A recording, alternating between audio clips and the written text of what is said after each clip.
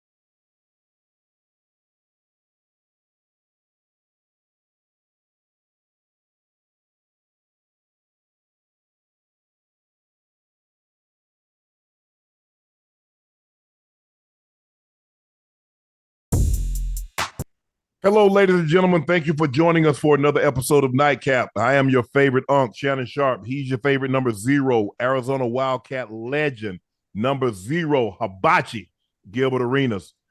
Please make sure you hit that like button. Make sure you hit the subscribe button. We're now officially at 1,126,000 subscribers, and that's all because of you. So thank you very much for tuning in each and every time that we come on the air. And please make sure you subscribe to the Nightcap podcast feed. You can listen to Nightcap through the Club Shay Shay feed, but we would greatly, greatly appreciate it if you sign up for the Nightcap podcast feed. Thank you guys for selling out Shea by Laportier. We hope to have it in stock where you can just order and then within three days, 3 to 5 business days, you'll have it. But right now, we're only taking pre-orders. That's what we're doing. We're taking pre-orders. We pinned the link at the top of the chat. And so I appreciate you and the team appreciates you selling that out. Also, we'd like for you to subscribe to Gil's channel. He has a channel on YouTube. It's called Gil's Arena, and his show airs Monday through Thursday live at 11:30 a.m. Pacific time. That's Gil's Arena. His channel on YouTube airs Monday through Thursday, 11:30 a.m. Pacific. He also has a personal page that you can subscribe to and like. It's called No Chill Gil. His personal YouTube page is called No Chill Gil. Let's get Gil subs up. Let him get one of those gold plaques that says he has 1 million subscribers. All right, Gil, let's get right into it. Kings beat the Lakers 130-120. LeBron left the game with 3:56 to play, went straight to the locker room. Darvin Ham said they're evaluating him at the moment, so no update.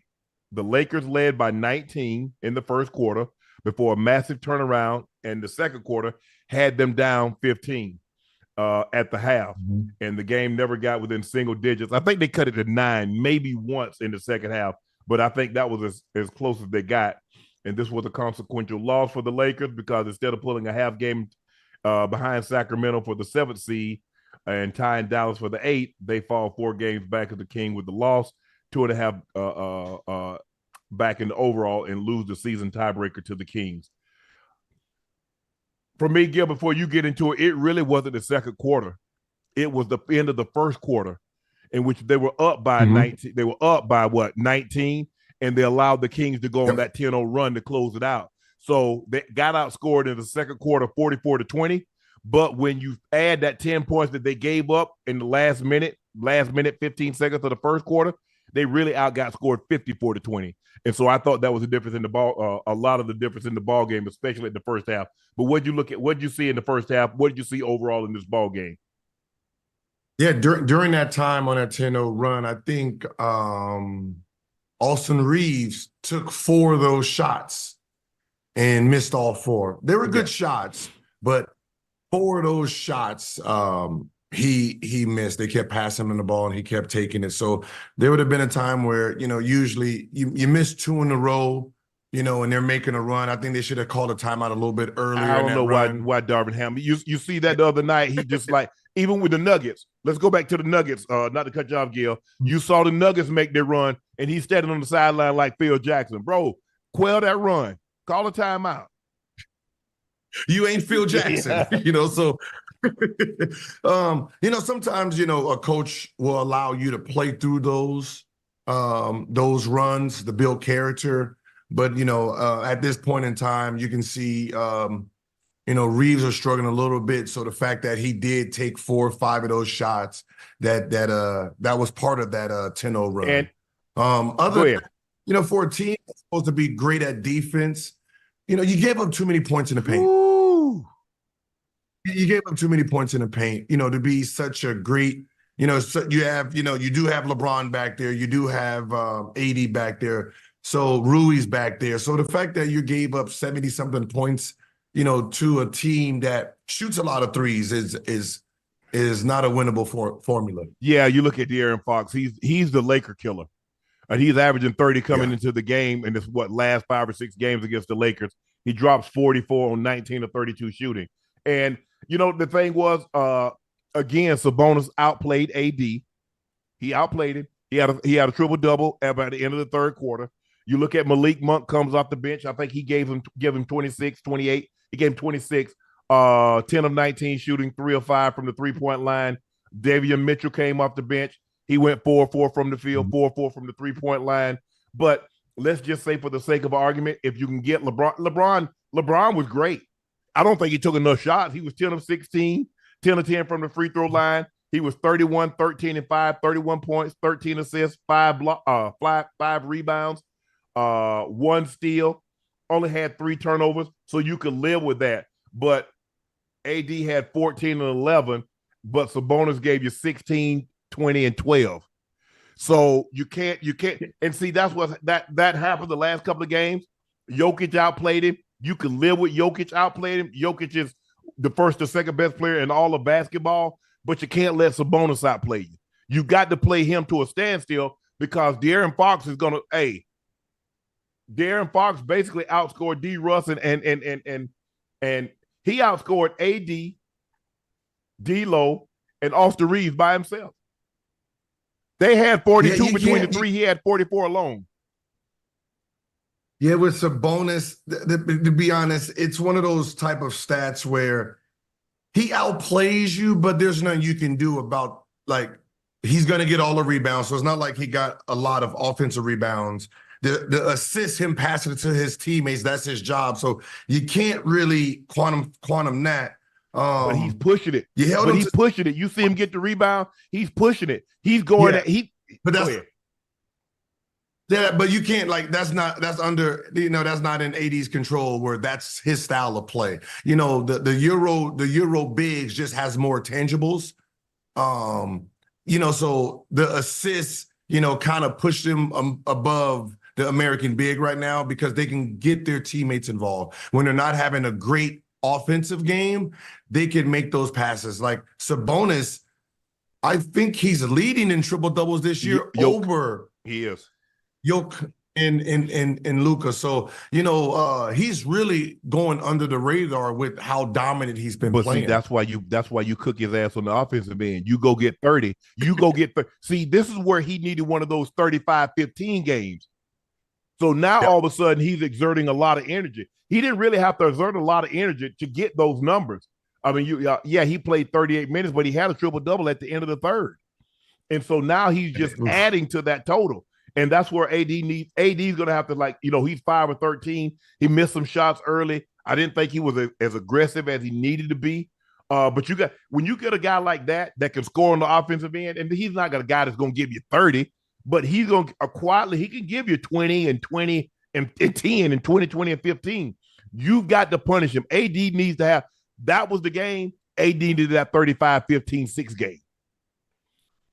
Yeah, what's so funny is he reminds me, I call them 50-50 players, where if they hit their first 2 shots, they're going to have a good game. If they miss their first 2 shots, they're going to have a bad game, that they're going to be unaggressive, right? You're hoping that they go 1-1 and still be interested in the game, right?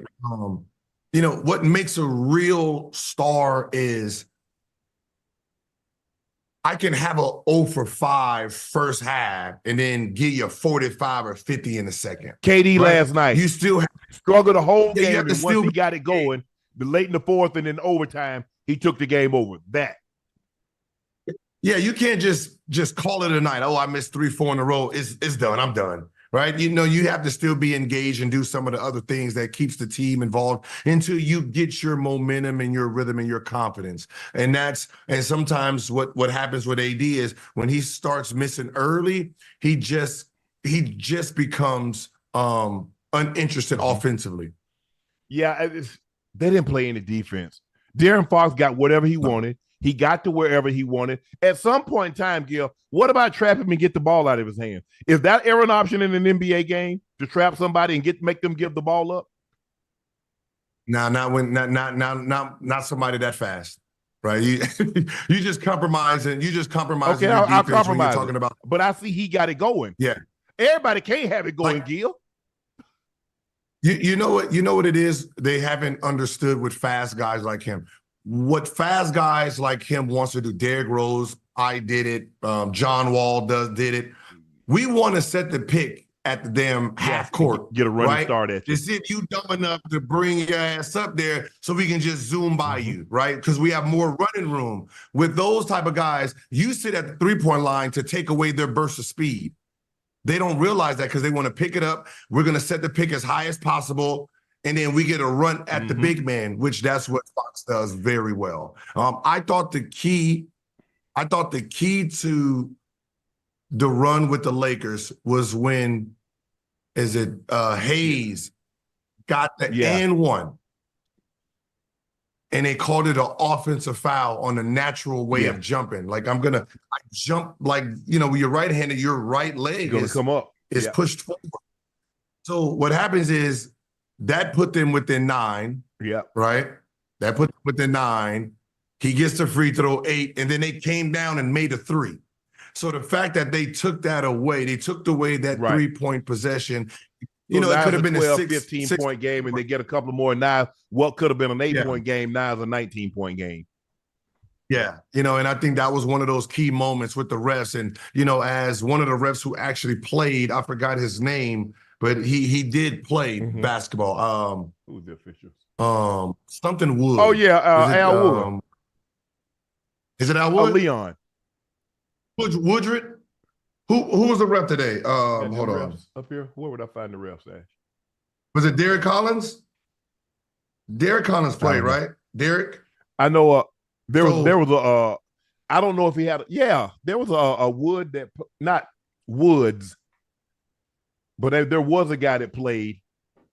I think Derek played. Well, you understand that when you jump, that's how you jump. So he didn't lead with his knee. He didn't lead with his knee for offensive foul. That's just a natural jumping ability. You don't jump with your legs straight down. So that was a call that they messed up, and I thought that was the point of the game where they needed that, because that and one, then you come down, shoot a 3. It's a different vibe, especially at home. So once they took that away, I think it was it took away some of the momentum. Collins. Kevin Cutler, I know Kev. Scott Twarski and Derek Collins. Yeah. It was just that. I was like, they needed. That's what they needed. And you know what, Gil? The thing is with the Lakers. I was thinking Orlando Woodridge. That's what I was thinking. Now the big old ain't no appeal. I think the thing is for me, Gil, is that with the Lakers, they don't what are there 20 games left? Yep. So you really, because you put yourself in this corner, you have no margin for error. You've got to win these games. When you get the Nuggets down by 11, you got to find a way to win that ball game. You get the Kings down by 19, you've got to find a way to close that ball game. I know it's early in the game, but you still have AD and LeBron. They just stopped playing defense. There was a stretch. They were getting layup after layup after layup after layup. And the Lakers are like, oh well. Or wide open shoot around threes. We just gotta put this in perspective.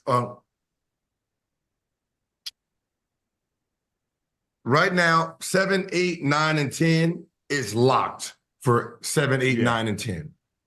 That is a lock, right? Lakers is going to be in the play-in game. Golden State, Dallas, and Sacramento. Those are going to be the play-in game teams, right? Utah at 28 wins. They're 5.5 games out of the 10th spot. They're not moving. So this is the 4. Now, let's just be honest. These 4 are playing chess. No one wants to move to 6 because no one wants to play Denver first round, right? No one wants to play Denver, so you only see Phoenix actually trying to get the 5th, right? Phoenix would rather play Clippers than Denver in the first round. I want OKC. 7. Yeah, but if I'm Lakers, I want to be 8th spot because 8th spot gives me Minnesota, and then it gives me 4 or 5th. So I don't have to worry about Denver to the Western Conference Finals again. What about if I get what if I get the 7th seed? I'm hoping the OKC Thunder finish at 2 because I want them. Yeah, then I get Denver in the second round.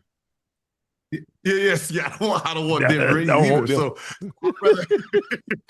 So I'd rather just sit back where I'm at right now, knowing that I don't really have to cut the engine on because 11, you're too far behind for 11 right now. So I want to sit in that 8th spot. Okay.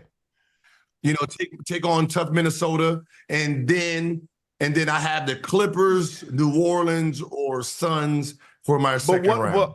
What about the 8th spot? That means you got to win 2 games. 7, 8, whoever wins becomes the 7th seed, right? Yeah. To be honest, I don't even know how that works. Because somebody got to win 2 games. Yeah. Okay, because if you're the 7th seed and you lose, whoever loses go down. Yes. And then whoever wins 9, 10, you get 1 win. You get 1 game. Whoever loses out of 9, 10, they're out. Yeah. 7, 8, they get to play the winner of 9, 10. Yes. Okay. Man, that game hurt. I just knew. I mean, and the Lakers shot 52%. Gil, they shot 52% from the field, 47% from the 3, 84% from the free throw line, and they lose. They give up 130. That tells me you didn't play. Gil, you didn't even pinch anybody. No defense. You didn't play no defense. It's like, that's what I'm saying. It's one of those things where it's like are you just trying to sit in 10th spot? Muster. It's to be honest, if I'm coaching, I'm telling you right now, this is what I'm doing. So I got to be careful on the games I win versus the game I lose because I want 8th spot. So I want the 10th. Minnesota. Sacramento got up 16 more shots than the Lakers. Yep. With only one more turnover. So that tells me offensive rebounds, they had 9, the Lakers had 3. Yeah. And that's it. Lakers got to find a way to do a better job of getting on the glass. Now, this is they got out rebounded the other night by Denver. At some point in time, you can't keep getting out rebounded. You giving teams too many cracks at you. That's why I can put in the football term, Gil, you can't let teams keep picking up third downs because you're giving them too many cracks at you to get the ball into the end zone on that one drive. You want to get them off the field. You get them. All you can do is get them in third down. We didn't get up a touchdown on first down or second down. We got them in third. Let's get off the field. That's all you can hope for as a defense. Get somebody to third down and get them off the field. You didn't give up the touchdown on first. You didn't give it up on second. You got them to third. We've got to get off the field. You keep letting teams convert on you on the same drive on third down, they'll eventually catch up with you. You keep letting teams get that many cracks at you on the offensive end. Oh, one of them going to go down. They're not going to miss all those threes. They're not going to miss all those putbacks.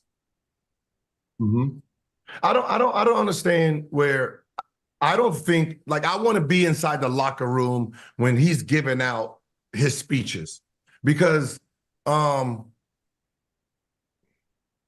is simple sometimes. Like, hey, AD, I need this to be a 20 rebound game, right? You need to start setting assignments. There's just games you have to lay assignments down depending on who you playing against. Hey, AD and Bron, I need you guys to combine for about 35 to 40 rebounds between the two of you. We have a very defensive minded team. They hit the offensive glass. You guys need to secure it. I mean, it's simple. I told my son, he just had 53, right? He had 53 the game before. I said, hey, you're not going to have 53 against this next team. I'm expecting you to have about 20 and 20. I need you, for your team to win, you need, as a guard, you need about 18 to 25 rebounds. You get 18 to 25 rebounds, you guys win this game, you're going to the state championship. If you don't, if you sit around trying to be a guard, y'all in trouble. He had 18. He had 20, 24, and 18. You have to some of these guys, you have to give them an assignment so they can mentally focus on it. And see, here's the if you don't do that, then they just play the game normally. No. And see, here's the thing. When I say Sabonis outplayed AD, he scored more points and he had more rebounds. Mm-hmm. We understand the assists because a lot of the offenses run through him. So we'll concede that. Jokic having more assists than AD. I'm not complaining about that. But I can't let him beat me on the scoring end and on the rebounding end. Because if I lose 2 or 3 against one of those guys, I'm probably going to lose that game. If I lose all 3 of them, I'm damn sure going to lose that game. Yep. And this is why the ideal of what people used to say about Russell Westbrook, he's stat chasing. One of those stats were 2 unselfish ones, or 2 of them stats was unselfish. Assists, that means he's passing the ball, and rebounding, which takes effort. I guarantee you they wish they had a dude tonight that cared about rebounding so much. You know what I mean? So Sabonis almost out-rebounded. Sabonis had 20 rebounds. The Lakers starting 5 had 24. Yeah, see that, yeah. 13, 18. 19, yeah, see the fact that 23. He's rebounding so much the fact that he's rebounding so much leaves a little room for offensive rebounding, which there's no second chance. Like, he's cutting off second chance points, putback points, because he's doing 95% of the defensive rebounding for that starting 5. If you think about it, he had more offensive rebounds than the Lakers had as a team. That cannot happen, Gil. I mean, technically, if he's getting all the defensive rebound, that means someone ain't getting offensive rebound. Well, he found a way to get 4, and the Lakers found a way to get 3. So how did that happen? Yes. Yeah, see, he's doing his damn job. See, that's what I'm saying. Sometimes you just got to sign shit. Yeah. I thought Rui played good. Like, you look at Rui. Rui's been playing well. 13 of 17, 3 of 5, 29 points. LeBron, 10 of 16, 1 of 4 from 3, 10 of 10 from the free throw line. 31 points. D-Lo struggled tonight. He was 3 of 10. He had to go a little bit early. 2 of 6 from the 3, 2 of 2 from the free throw line. Austin Reeves, 6 of 15, 4 of 7 from the 3-point line. But where they killed us is on the bench. Their bench came in and gave them 50, and the Lakers bench probably gave them, did they give them 20? Let's see, 6, 7, 15, 18. 50 to 18 in bench points. Unless your starters go haywire, you're probably going to lose. If a team's bench outscores you by that margin, unless LeBron goes for 50, AD goes for 30, you're going to lose that game. No, that's facts. That's facts. It was just one of those games where they just didn't play all the way through. They had a great first quarter, then from there they just laid an egg. All right, Gil, there's an article that came out this morning talking about LeBron scoring his 40,000th career point, a feat no one else has ever accomplished. It said LeBron has privately questioned whether Laker Nation would fully ever embrace him after seeing him battle their beloved Kobe Bryant for so long. Acknowledge the way the fans and the franchise showed up for him. Much respect and much loyalty to Laker fan base for showing me that love, LeBron said. Being the first player to do something that's pretty cool in this league. Are you surprised? I'm surprised that LeBron's surprised. that he thought he was going to be able to win over Laker Nation. LeBron could have won a championship every year he would have been here, and he still wasn't going to surpass Kobe, and he still wasn't going to pass Magic. It's not going to happen. Just like for the most, look, he was a better player than D Wade. Miami wasn't going to embrace him like they did D Wade because D Wade originally there. D Wade grew there. He was planted in that soil. He grew there. Same thing with Kobe. They dropped him off as a 17-year-old kid, and he became a man. He became a father. He became a husband. Here, it was never good. KD, I don't know. KD couldn't have thought that he was going to ever ingratiate himself in warrior culture like Steph. Steph he's original. Yeah, I mean, you know it deep down inside, but you know, you have the idea when you come to town, fans come out. Yeah. Right.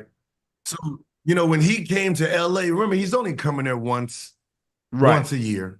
Right. When he plays, but it's once a year. When he played for the Clippers, he is the fan favorite when he came to town for the Clip Show. Right. So sometimes, you know, as players, we think our presence when we come to town is that's us. So I think he got a rude awakening or just reality hit his first week. Yeah, they defaced the murals.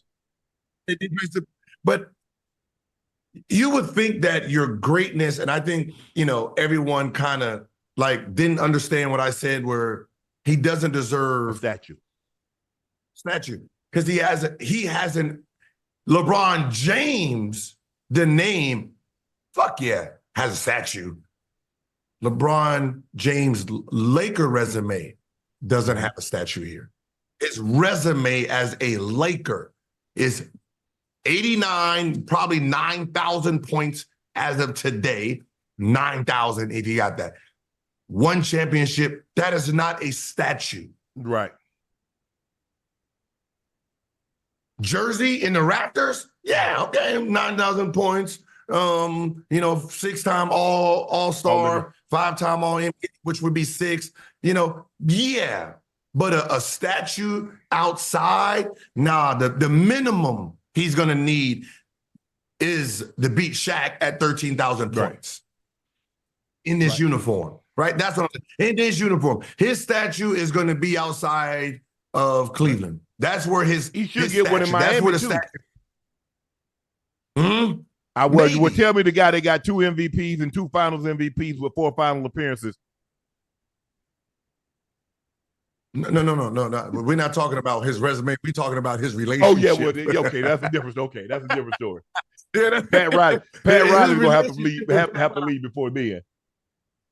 Yeah. So, so we're not talking about, we're it's one of those things where, you know, he plays 3-4 more years and he gets to about 13 points, right? 13.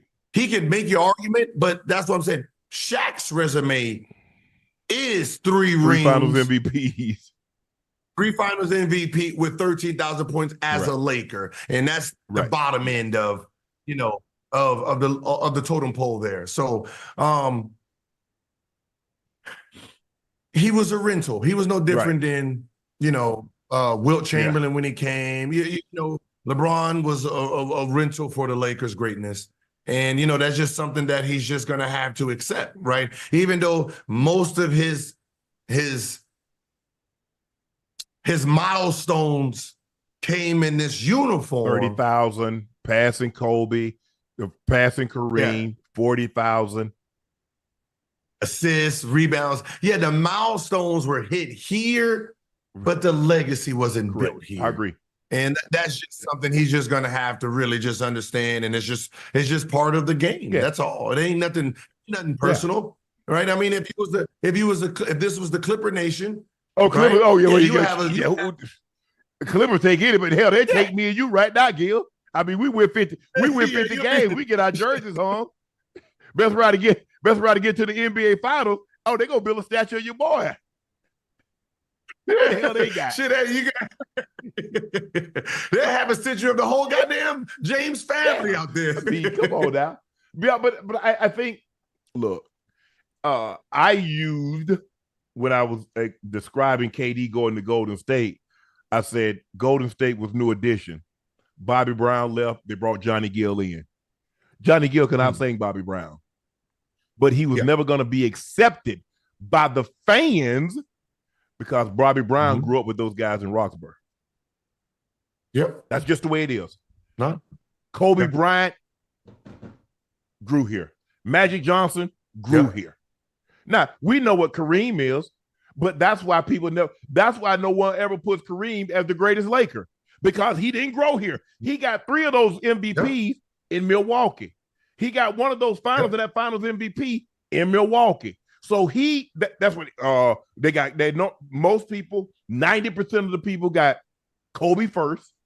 And then the other 9%, 9.5% got Magic next. And then they'll sprinkle in maybe Kareem. Yeah. That's just the way it is. That's It's where you start. It's where they see you grow. See, Magic and Kobe, they watch them from kids to adulthood. Right? When Magic got here, you're talking about wide-eyed kid still, young teen, or he's 20, right? Still not old enough to get into the club, right? That's who they seen grow to the legacy that he became. So you got to watch him build. Like Shaq already had his name, right? Wilt already had his name. Kareem already had his name. LeBron already had his name. So the golden children of Los Angeles is Kobe and Magic. And another one, I was just thinking about it. You probably don't remember this, but no matter who came, like David Ruffin is known as the best singer of the Temptations. They had others come in, but they wasn't David Ruffin. Yep. So that's just the way it is. Who were the originals? Who were the OGs? And I don't care. They could have had somebody come in and that could play the guitar better than Paul McCartney or could sing better than John Lennon. But they didn't start with them, and they were never going to be embraced like them. That's just the way it is. That's just the way it goes. Yeah, that's everything. That's just everything in life, right? Sometimes we get stuck with what we like, and we don't like to add or change. We're going to always compare it to what the original was. And that's just the way human nature is, right? We're always, and that's same thing with the 80s, right? That first vision of basketball, that's what we like. You change it from that, we don't like it. Up or down. You know what I mean? That's just the first thing we see, that's usually, what we go off of, and that is the measuring stick moving forward. Right. The Warriors beat the Bucks 125-90. Steph puts on the show tonight. Of course. As he beat the Red Hot Bucks. The Bucks had won. They hadn't lost since the All-Star game after that horrible loss going into the All-Star game from the Memphis Grizzlies. Steph had 29 points on 6 made threes, 8 rebounds, 5 assists. The Warriors have won 6 of their last 8. The Warriors' last 2 halves, Sunday against the Celtics, they had 38 points. Tonight, they had 78 points. What was the difference, Gil? Listen. Besides shots, not just shots falling. That can't be. For the Bucks or the Golden State Warriors? We go with the Golden State. Sunday, they had 38 at the half. Tonight, they had 78 at the half. I think, when just starting off with Boston, right? A real defensive team, not a fake stat defensive team, a real defensive team, played them different, played them to their strengths, which became Golden State weaknesses. Jaylen Brown hitting shots kind of threw them off a little bit, them missing shots. So they didn't have the swagger that they had tonight. Tonight, it's just like any championship team, just like any greatness. You have to have a bounce back game. There's going to be some games where you just play horrible, but what does your snapback look like? Right? And Golden State snapback was tonight. 80. We had 30-something first. We got 80 tonight. Right? It's all about the snapback. And that's why they are champs. That's why they're 4 times champs. The key parts of that team. Yeah, you look at Draymond. He had a 12, 6-6 game. Kuminga with 20. had 20 points. Wiggins, who came back to the lineup, he only had 3. Steph Curry was sensational again. And then you got T. Jackson. He gave you 15. So they got Chris Paul gave him 10. No, Klay Thompson gave him 10. But they got an all-around game. And you're right. Giannis was 8 of 15, had 23 points. Dame was 7 of 16, but he's 5 of 10 from the three-point line. Bobby Portis gave him 20 points off the bench. But like you said, one team shot 38% from the floor and 25% from the three, and the other team shot 56 from the floor and almost 49% from the three. One team made 19 threes, the other made 11. Well, there's a plus 24 right there. Listen, listen, this is why I don't like stats, and I just like, reality, because you can make stats look the way you want them to, right? Like Bucks, oh my God, the Bucks is playing very well. Against who? Right? They beat the Bulls, trash, right? They beat Charlotte twice, trash, right? And you beat 76ers without Joel Embiid, trash. So 4 to 6 wins came from trash teams. That's what you're supposed to do. Now, they want to yell out, oh my God, the defense is so great. They went from 19 to 5. Hold on. That's not how you look at this. Because, they were 19 before Doc got there. Now they're 5th. This is not the defense. This is the offense. The offense was 2nd. Now the offense is 20. What he did was slowed the game down, less possessions for the opposite team. That's all it was. It's nothing to do with actual defensive them locking principles. in on the defensive end. So he's slowing the game down offensively, so it looks like the teams are not scoring as much. But that's all it is. It has nothing to do. That's why I said this. Your team was 2nd before you got there, 19. Now your defense is 5, but your offense is 20th since you've been coaching. Right? I mean, it's overall, you're 20th in offense, which is horrible. Man, Golden State crushed them on the glass.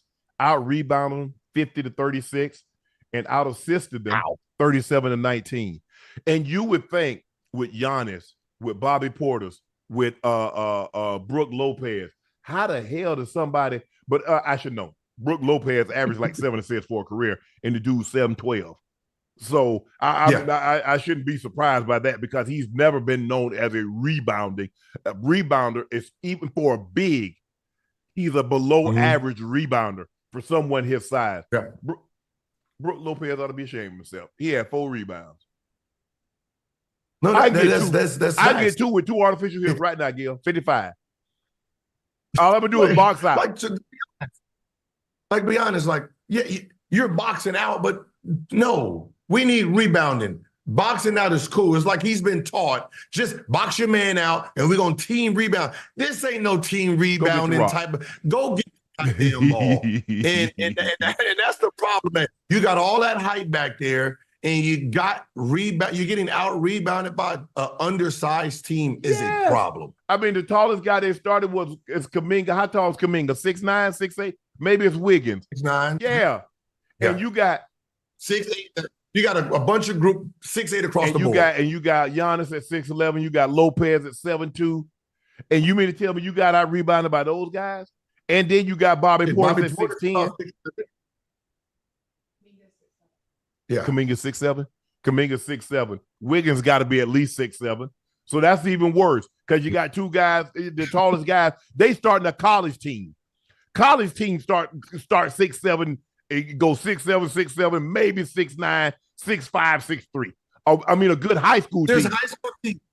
There's high school teams. High school team. Bigger than that. Man, Brook Lopez, he ought to be ashamed of himself. Only get that many rebounds.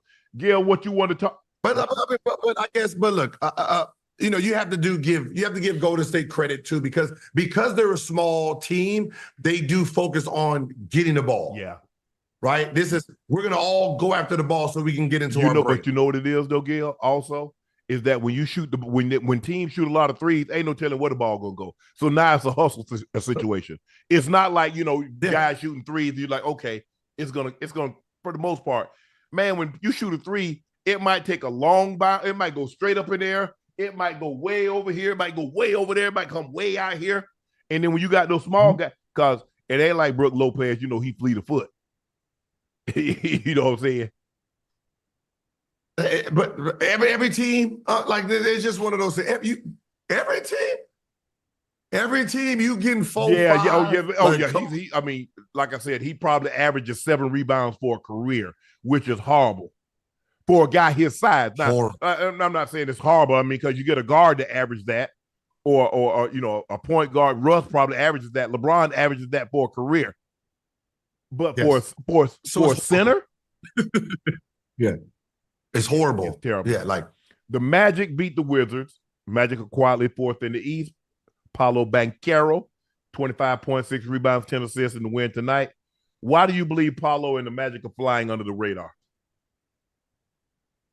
1, in a small market. 2, they're a young team. No one respects the young teams. But the young teams in this league are starting to play very hard. They are the most consistent at showing up every day, right? The Orlandos, the Cavs, Sacramento, they run, Gilbert. Slow your ass down. They running while everybody's trying to load manage. Everybody's trying to load manage. Them young boys are like, nah, we good over here. We can play our 38, 41. We good over here, coach. So the fact that just the consistency of them just playing hard every game, and they know they can steal some of these wins on teams that are load managing. Yeah, I mean, I ain't really putting a whole lot of stock because they beat the Wizards tonight, and the Wizards. Me and the Wizards won the same amount of games in February. 0. We won the same amount of games in March thus far. 0. So I'm not putting a whole lot of and guess what, Gil? They might not win another damn game. Yeah, listen. The best thing the Wizards had going on tonight is the hat that I designed. I designed the hat for March 6th, special design, legacy hat. The first 10,000 people showed up, got the hat. That's what sold the building out. I'd have killed up, got the hat, and left because I already know we gonna catch it there. So I'd got me a hat. Say this is what I came for. I paid $200 or $300 for a hat. Yeah, that's funny. Probably, hey, some of them probably did that. For sure. Gil, guess what? It's time for our next segment of the night, and it's called News Cap. Let's see what we're starting off with first.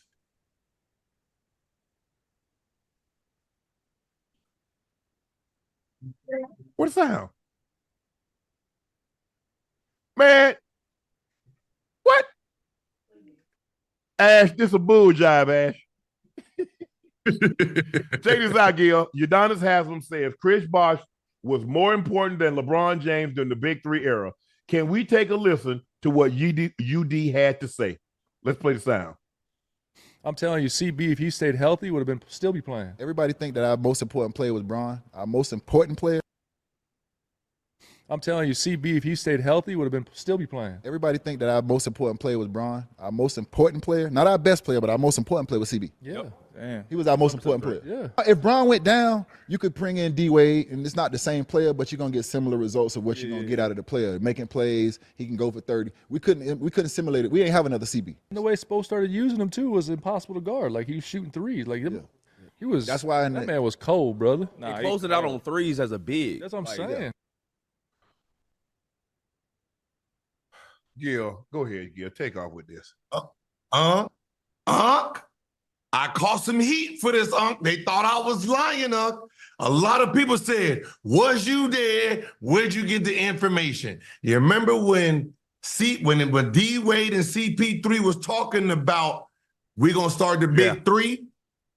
I said, and everybody was like, oh, CP3, Wade, and LeBron. And I came on here like,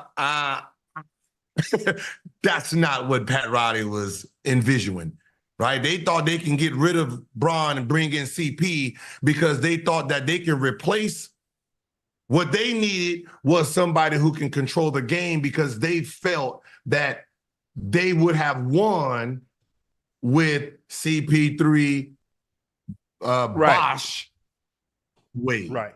And everybody thought I was tripping when I said that. But you can see how the players felt Chris Bosh was way more important to the team because he was unreplaceable. He can play the 5, stretch the floor. He can be the 4 and stretch the floor. So he was way more important. I disagree. Could Chris Bosh guard Tony Parker? Could he? No, that was he couldn't. CP3. No, CP3. LeBron did. See, did you remember those finals when they put when Tony it. Parker went haywire and they lost game 1, and then they started putting LeBron James on Tony Parker and he shut it down, and then they moved LeBron James to the 5 and he guarded Tim Duncan. No, but what I'm saying is when I said they were making that trade, and I said that big 3 was gonna be with LeBron. Everybody thought LeBron was gonna be in that big 3, and I was like, nah. They were bringing in. They were trying to bring in the point guard. They were trying to bring in Dwight for LeBron. Everybody just assumed that it was a LeBron and she was gone. But you can see how the players, UD is saying who was important to them. I'm not going to disagree and says, well, maybe they weren't looking to replace Bron, but CB on his best day could never do all the things that LeBron did. No. It wasn't one of those things where who was the better player, right? We know who the better player is. Just for what they were trying to do, they were like, well, Wade can be Bron. He can average 30. We need someone who can pass the ball a little bit more and is willing to accept their role. So that was the idea that went into the mindset. You remember when? Let me ask you a question. You remember when Chris Bosh went down against Indiana, and he missed the first 4 or 5 games? So if LeBron goes down in that series, do they win that series? No. Why not? The most important player is still there. Did I miss something, Ash? Because that's what I'm saying. There's a difference between reality. It sounds good. Stupidity. I get it. Oh, I want to hype. Oh, I'm going to hype my guy. CB, I ain't saying the best. I'm saying the most important. Mm-hmm. If LeBron James doesn't play game 6 against Boston, CB there, the most important player, are they winning that game? With Chris Bosh. Oh, with Chris, no, hell no, they're not winning. They're not winning that game with Chris Paul. But that's what I'm saying. No, but that's what I'm saying. When people start to thinking, that's why they said, like, when we value, that's what I said. Players evaluate different. They think like, who can make the game easier? So we start looking at people's greatness for like we can get rid y'all because the media does it all the time. Oh, they better without you. Players really start believing that shit. Because hold on, what did I miss? I'm older than Chris Paul. I remember this whole career. When did Chris Paul become all of a sudden Magic Johnson in the postseason? What did I, Gil, what did I miss? When Bron had that bad finals and everybody turned on Bron and so everybody started laughing and Bron, it was that summer. That's why I said when Chris Paul and D Wade was laughing, they didn't say they had a conversation with LeBron. They had a conversation with each other. Right? It was that series when they're sitting back and looking like, shit, D Wade, Bosh played well. Bron didn't play so well, but Bron don't want to be Pippen. Oh, we can bring in Chris Paul and he can be the Pippen for us. So they was themselves eternally was saying, we can't replace Bosh, but we can replace Bron and still be effective. But you see what happened when Bron left. So when LeBron left, what happened? Because I'm looking at LeBron's stats. Reality kicked in. That's what I'm saying. But you see how sometimes even players misjudge who's important to a team. Yes. LeBron averaged during the 2012 postseason run, LeBron averaged 30, almost 10 rebounds, almost 6 assists, almost 2 steals a game on 50% shooting. Yeah. Man, we got to stop. Look, I'm baffled.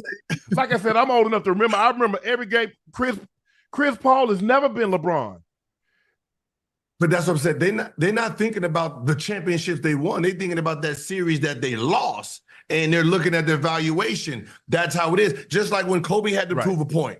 Oh, if Kobe passed the ball, we can win a series, and we can do this and do that. And Kobe said, "Okay."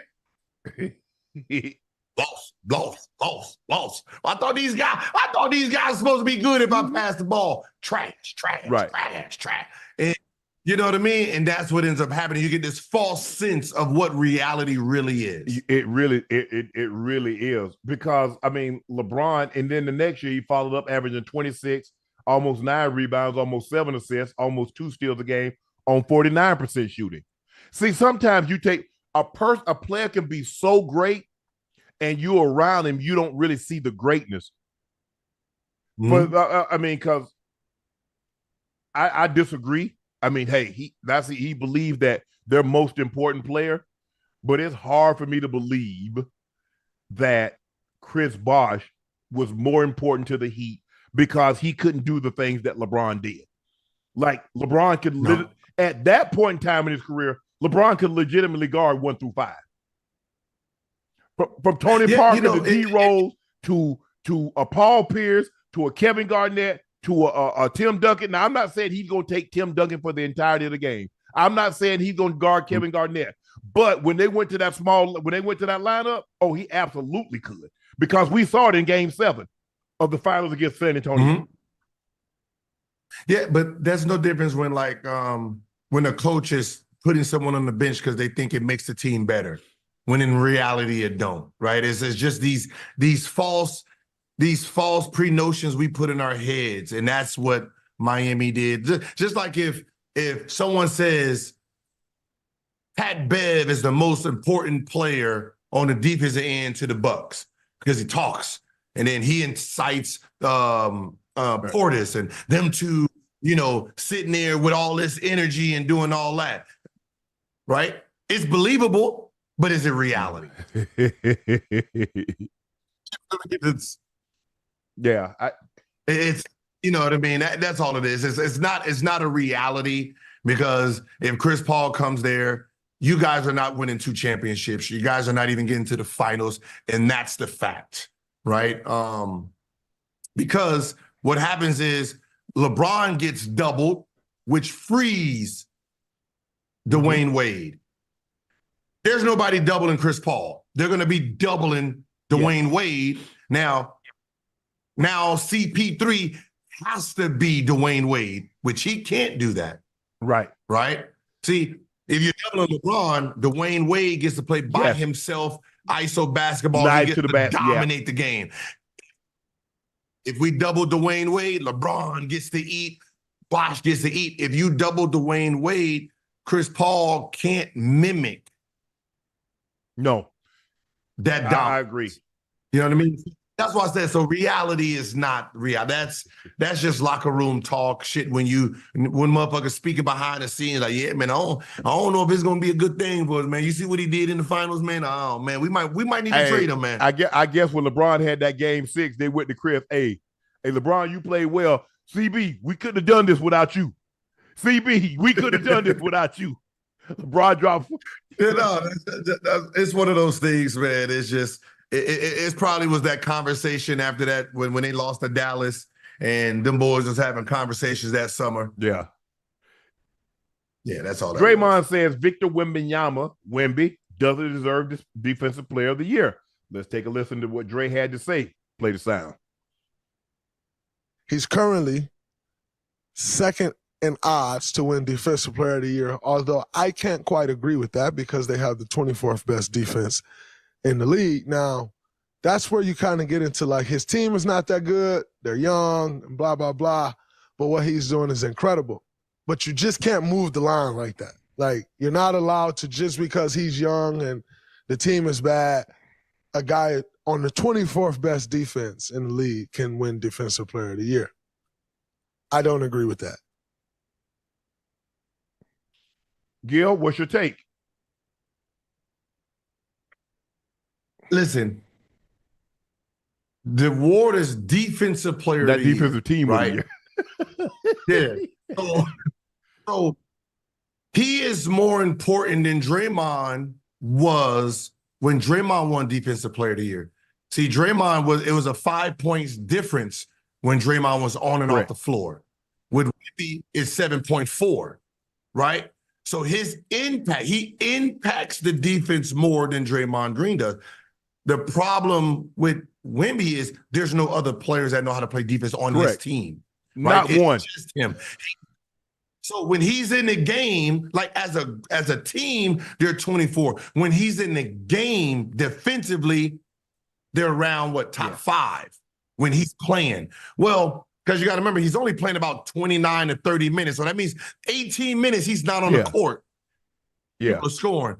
Well, Draymond, you had Iguodala. You had Klay Thompson, right? You had Gary Payton Jr. So when you was off the court, you still had a team defensively held it down. Offensively, they were a juggernaut team.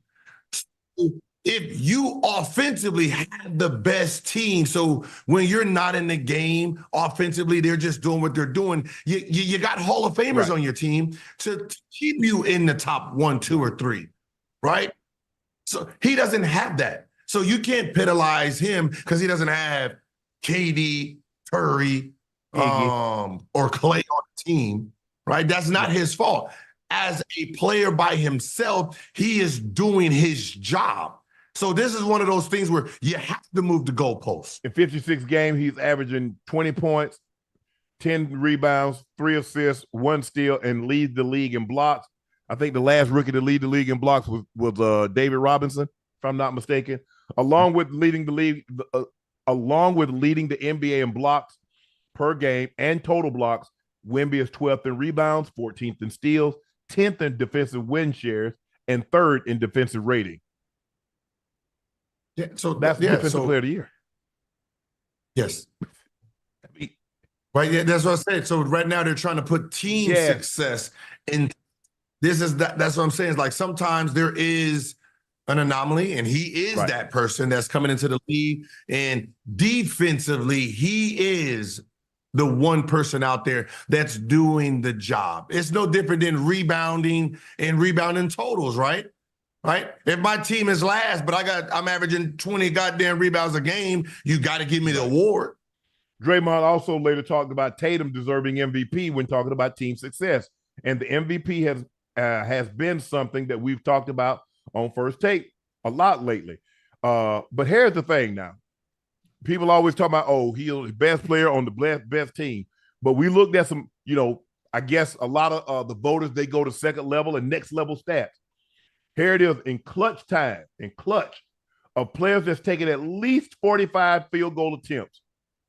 Jayson Tatum is 15 of 46. That's 32.6%. In clutch time, game within 5 points, last 5 minutes of the game. Out of 25 players, what do you think Jayson Tatum ranks? Last. I would say I know I jumped the gun with the Jeopardy. I was supposed to go because I ain't gonna lie, I was about to throw out about 10. Last. He's dead last. SGA is 1. Nikola Jokic is 2. Who do you think is number 3?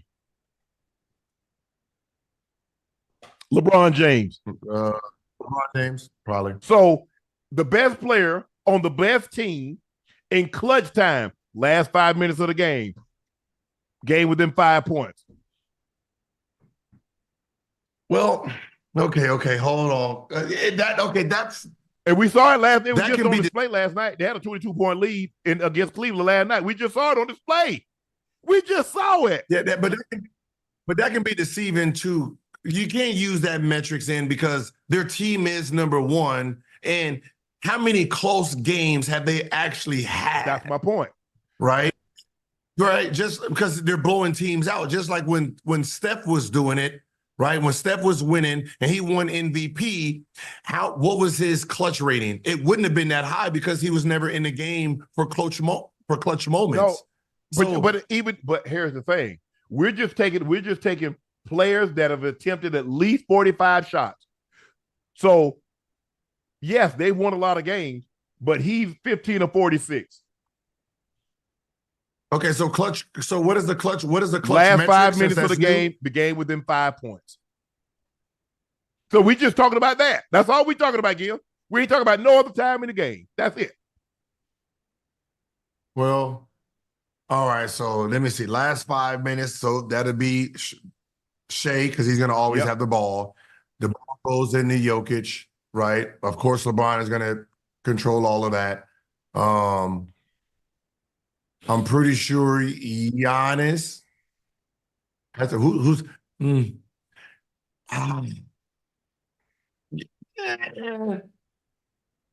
but that doesn't deter me from if he's going to be an MVP or not. I still have Shea at Jokic as 2. I would go the other way. I would go Yoke 1, Shea 2. I'll probably put Giannis at 3. But here's the thing with Giannis.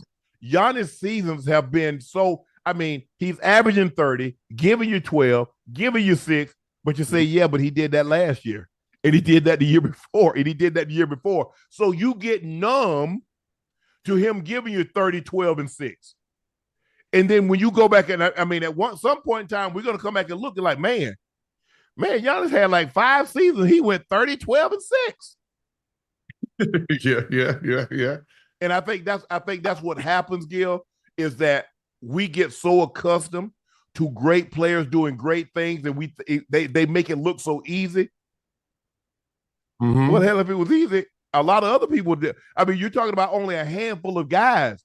You're talking about a guy like a Wilt, a guy like a Kareem, that's average, 30 points, 13 or more rebounds. Elgin Baylor. Mm-hmm. There only been a handful of guys that put up 30 those kinds of numbers.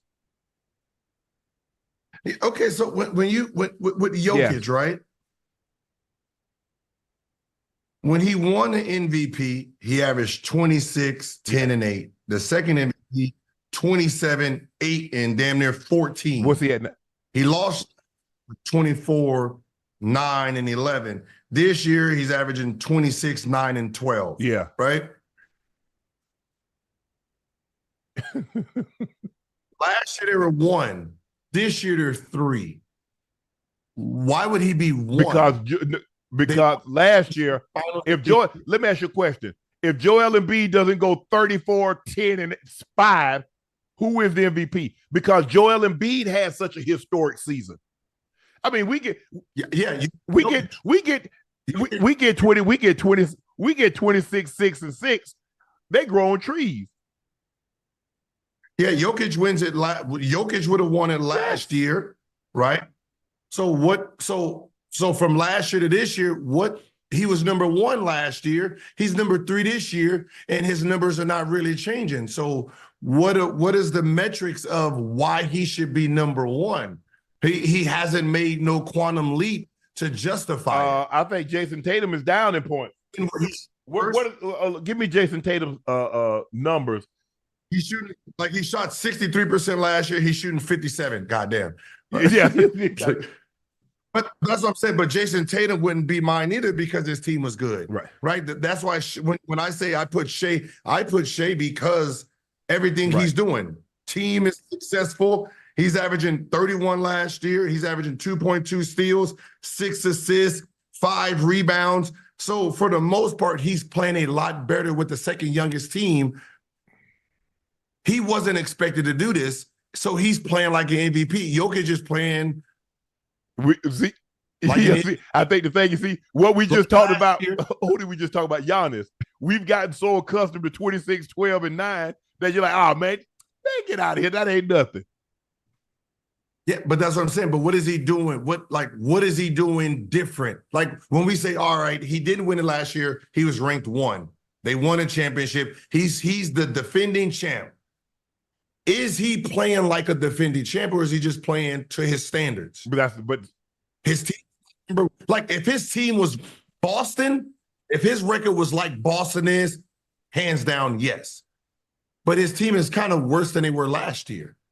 And the guy that he's competing with is having an MVP number, and his team is playing I think the biggest difference is that we didn't have the expectations for OKC.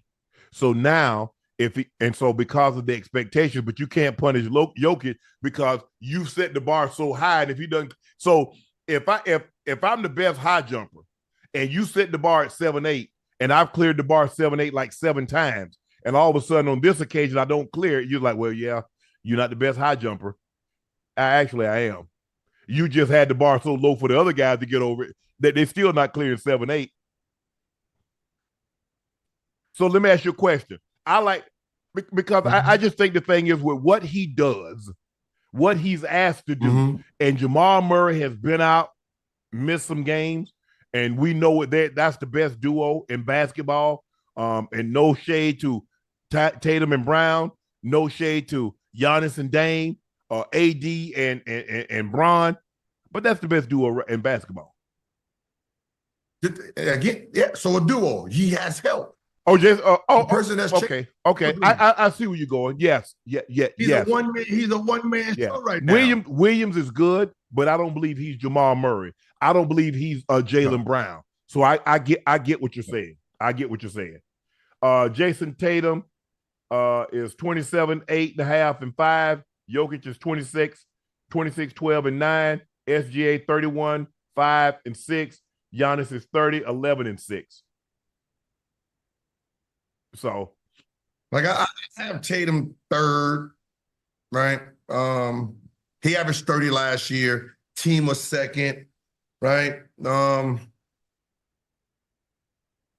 He's not doing. I mean, he's playing solid, right? He's playing solid. So you think? Yeah, like that. So I know your numbers is going to go down, so we can't penalize you for that. If they finish the season well, like let's say they finish on like a 10-game winning streak, I think they're going to take that in consideration. To be honest, I wouldn't be at this point. Whoever wins it between them three, it's going to go down how Embiid, Giannis, and Jokic went last year. Really going to go down to that last week and who's balling and who's winning. Because right now, all three really have a case. One has the record. One has, you don't even think we're supposed to be here. The other one still has, like, I'm the champ. We still in contention. We still the best team here. I'm still the best player in the league. What's the problem? The Dallas Mavericks slumped to their third straight loss last night, losing 137-120 to the Pacers. It's their fifth loss in the last 6 games. But head coach Jason Kidd said it's not all doom and gloom. There's a lot of positive things happening out there.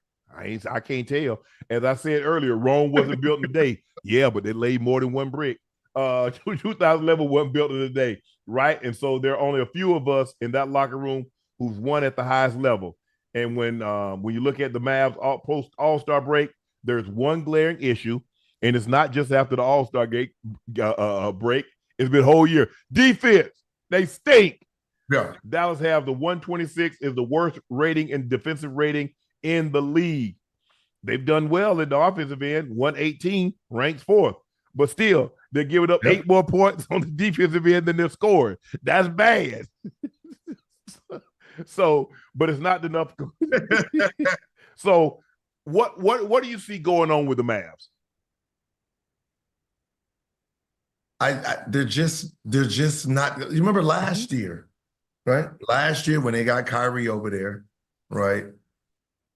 It took a real big nosedive. You just can't have 2 bad defensive players on the team, right? You got 2 guys that really are liabilities, right? That right there, it don't matter really who you got back there. It will help a little bit, but the fact that you got 2 guys, Bill Russell might help. You don't think he gonna help either? No, because he'll be in foul trouble because you're gonna have guys coming to the rim the whole night, right? Just like AD and LeBron. Yeah, you guys are great defense, but if you got Monk and Fox coming in and Sabonis coming in the whole time, yeah, you're gonna be in foul trouble. You're gonna give up points, and that's what it is. Their guys are blowing by them like they babysitting in. Sitting in the short. But here's the thing, Gil. We had this conversation on first take. Me, Pert, and Stephen A.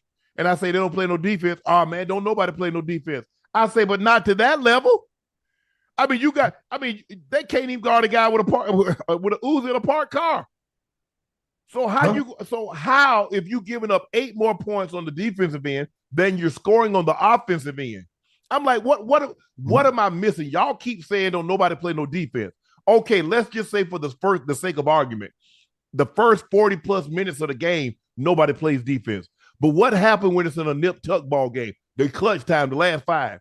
One team getting layups, and you got to launch threes late in the shot clock. Or they come get the ball out of Kyrie's hand, and they don't let Kyrie get to the paint. Or they don't let Luka get to the paint. Then what? Okay, y'all miss. You're not a great rebounding team. Now they get the ball. They go down there. They get a layup again because y'all ain't got no rim protection.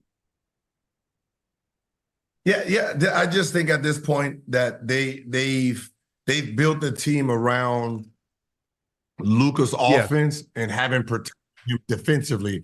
And the problem with that is if they bring in guys that can play defense but can't score, there's going to be a focal point on Luka, and that's going to take away the scoring, right? So, right now they're probably trying to figure out what the best scenario is to build this team around Luka, right?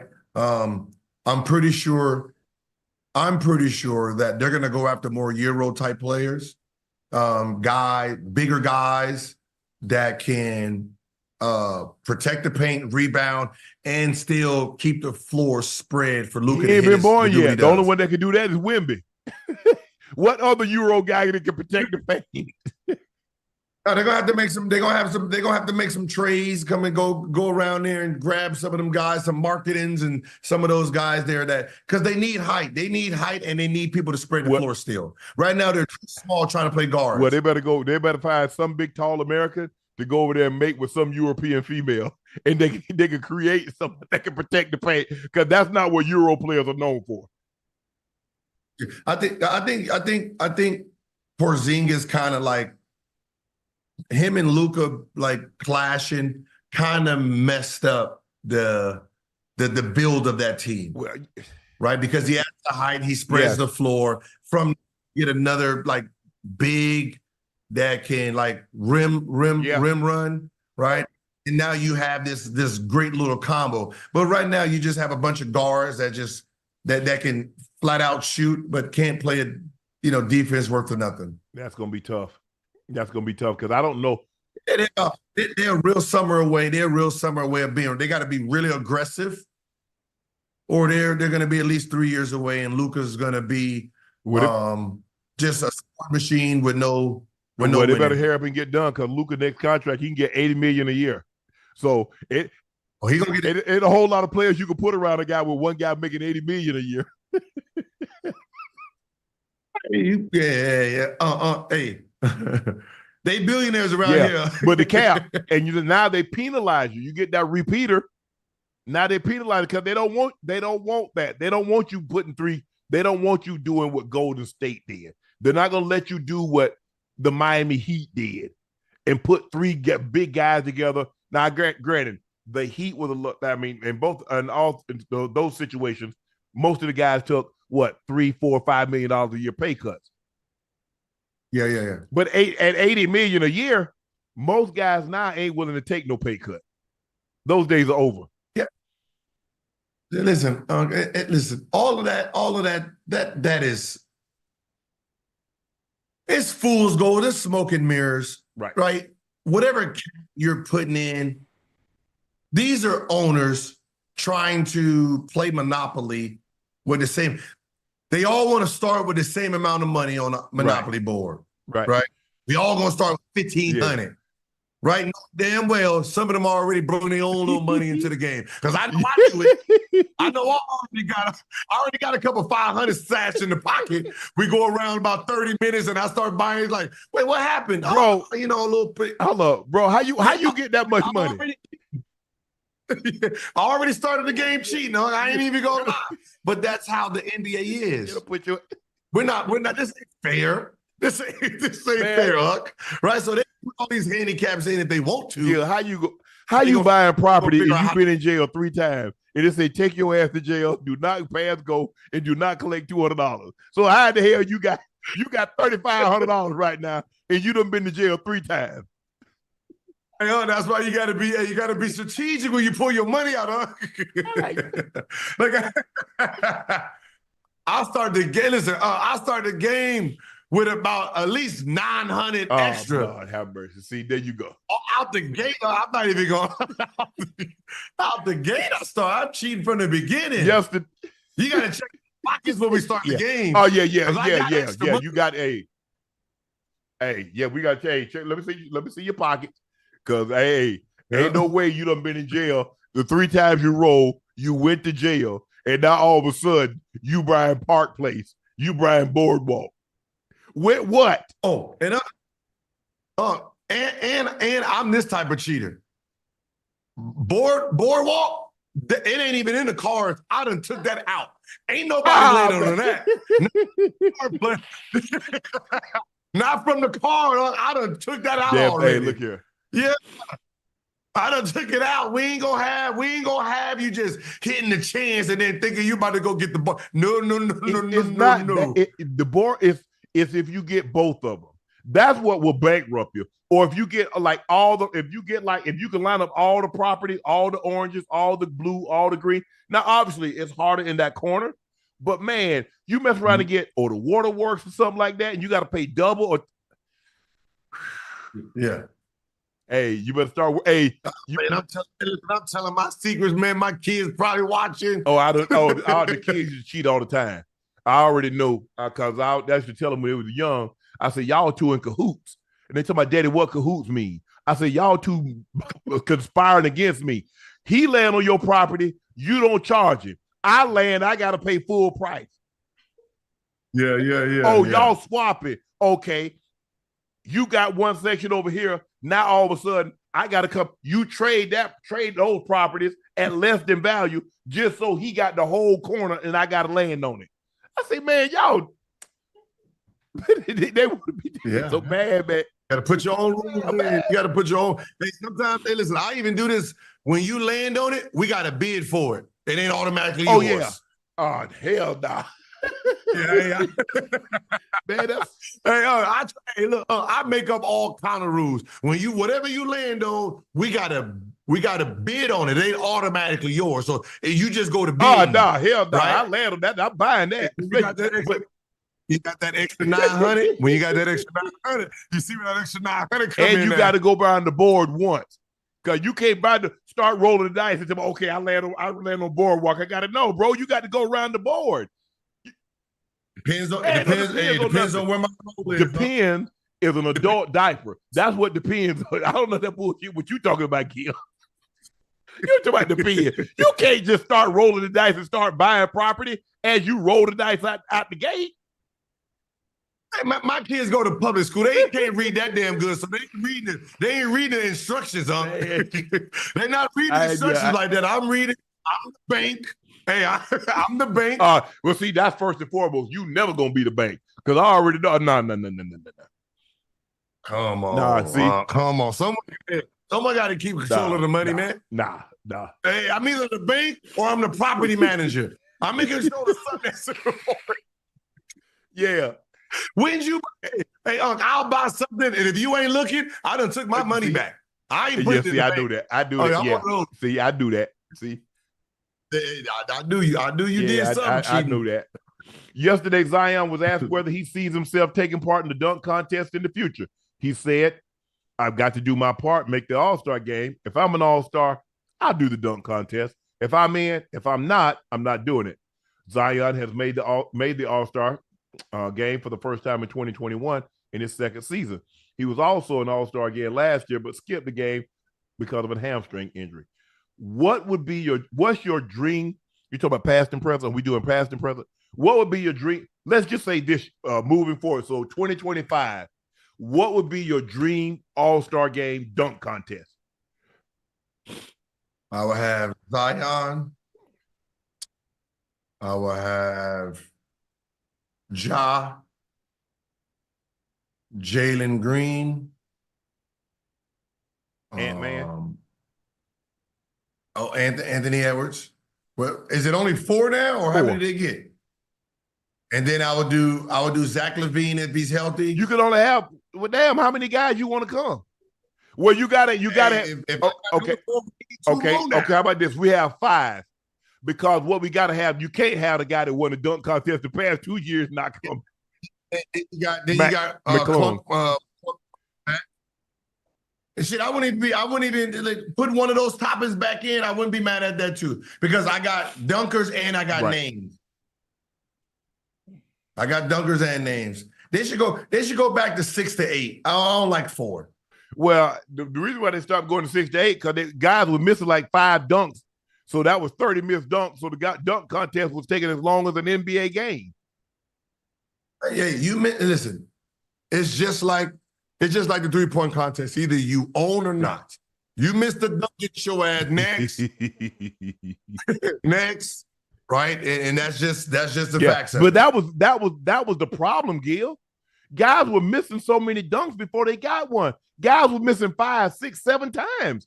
What the heck? Bro, you miss a dunk after you miss it the first time, bro. Hey, go on and sit down. But that's it. This is the dunk contest. You have to be on. We have to make up the rule for the guys who want it. Did Vince Carter mix dunks? No. Even when Spud Webb, when he won, he didn't miss a dunk. Right? It was destined for him. Right? So it's one of those things where you put 8 people in. Hey, you missed your dunk, but goddamn it just wasn't your time. Yeah. Next. But man, them jokers missing 100 dunks. I was like, nah, I'm good on that situation. And I guess it looked like with the way Colin Sexton dunked the ball after the buzzer, he might need to be in the dunk contest. Right? You see that? Like, wait a minute, brother. You got those like that? Where you getting them?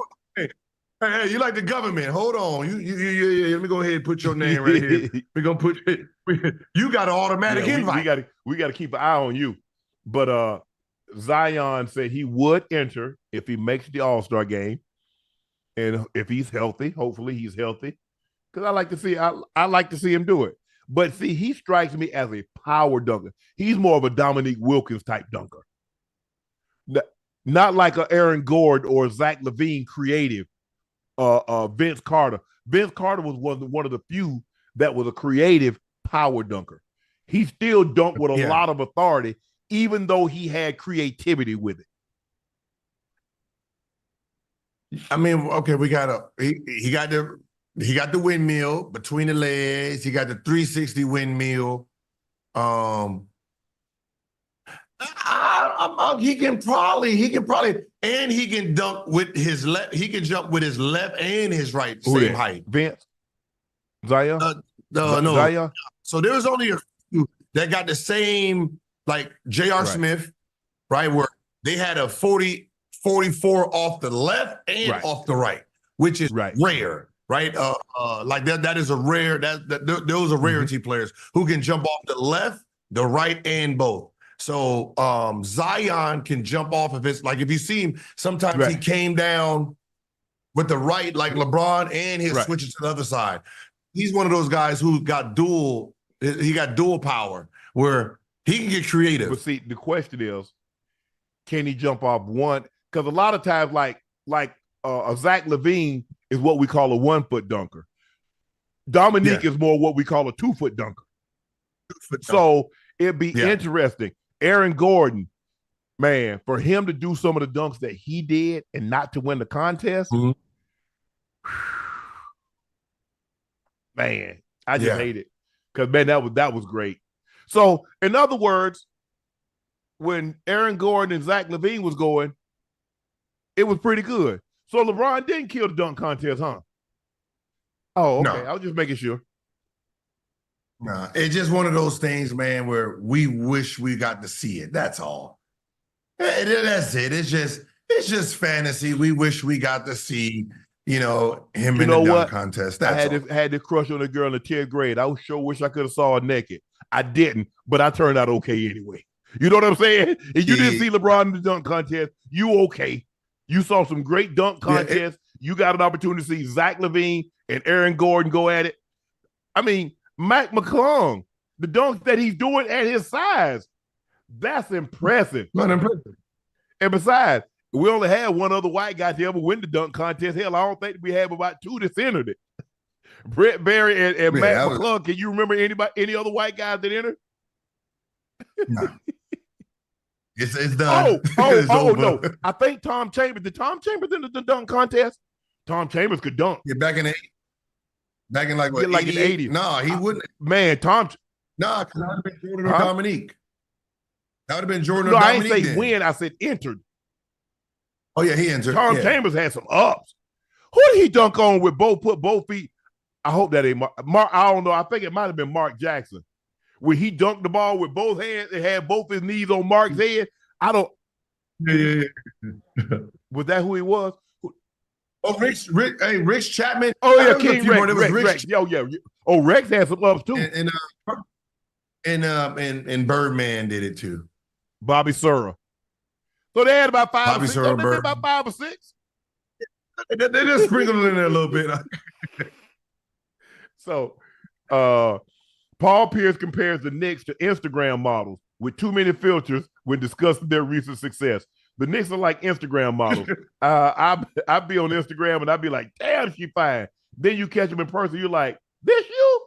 Too many filters. KG said it's two different things, reality versus digital. So what about watching on TV then? Pierce says an Instagram model that you got the Fashion Nova. They got that Fashion Nova on. He said the current Knicks team won't make it past the first round against the Heat or the Pacers. What's your thought on what Paul Pierce said?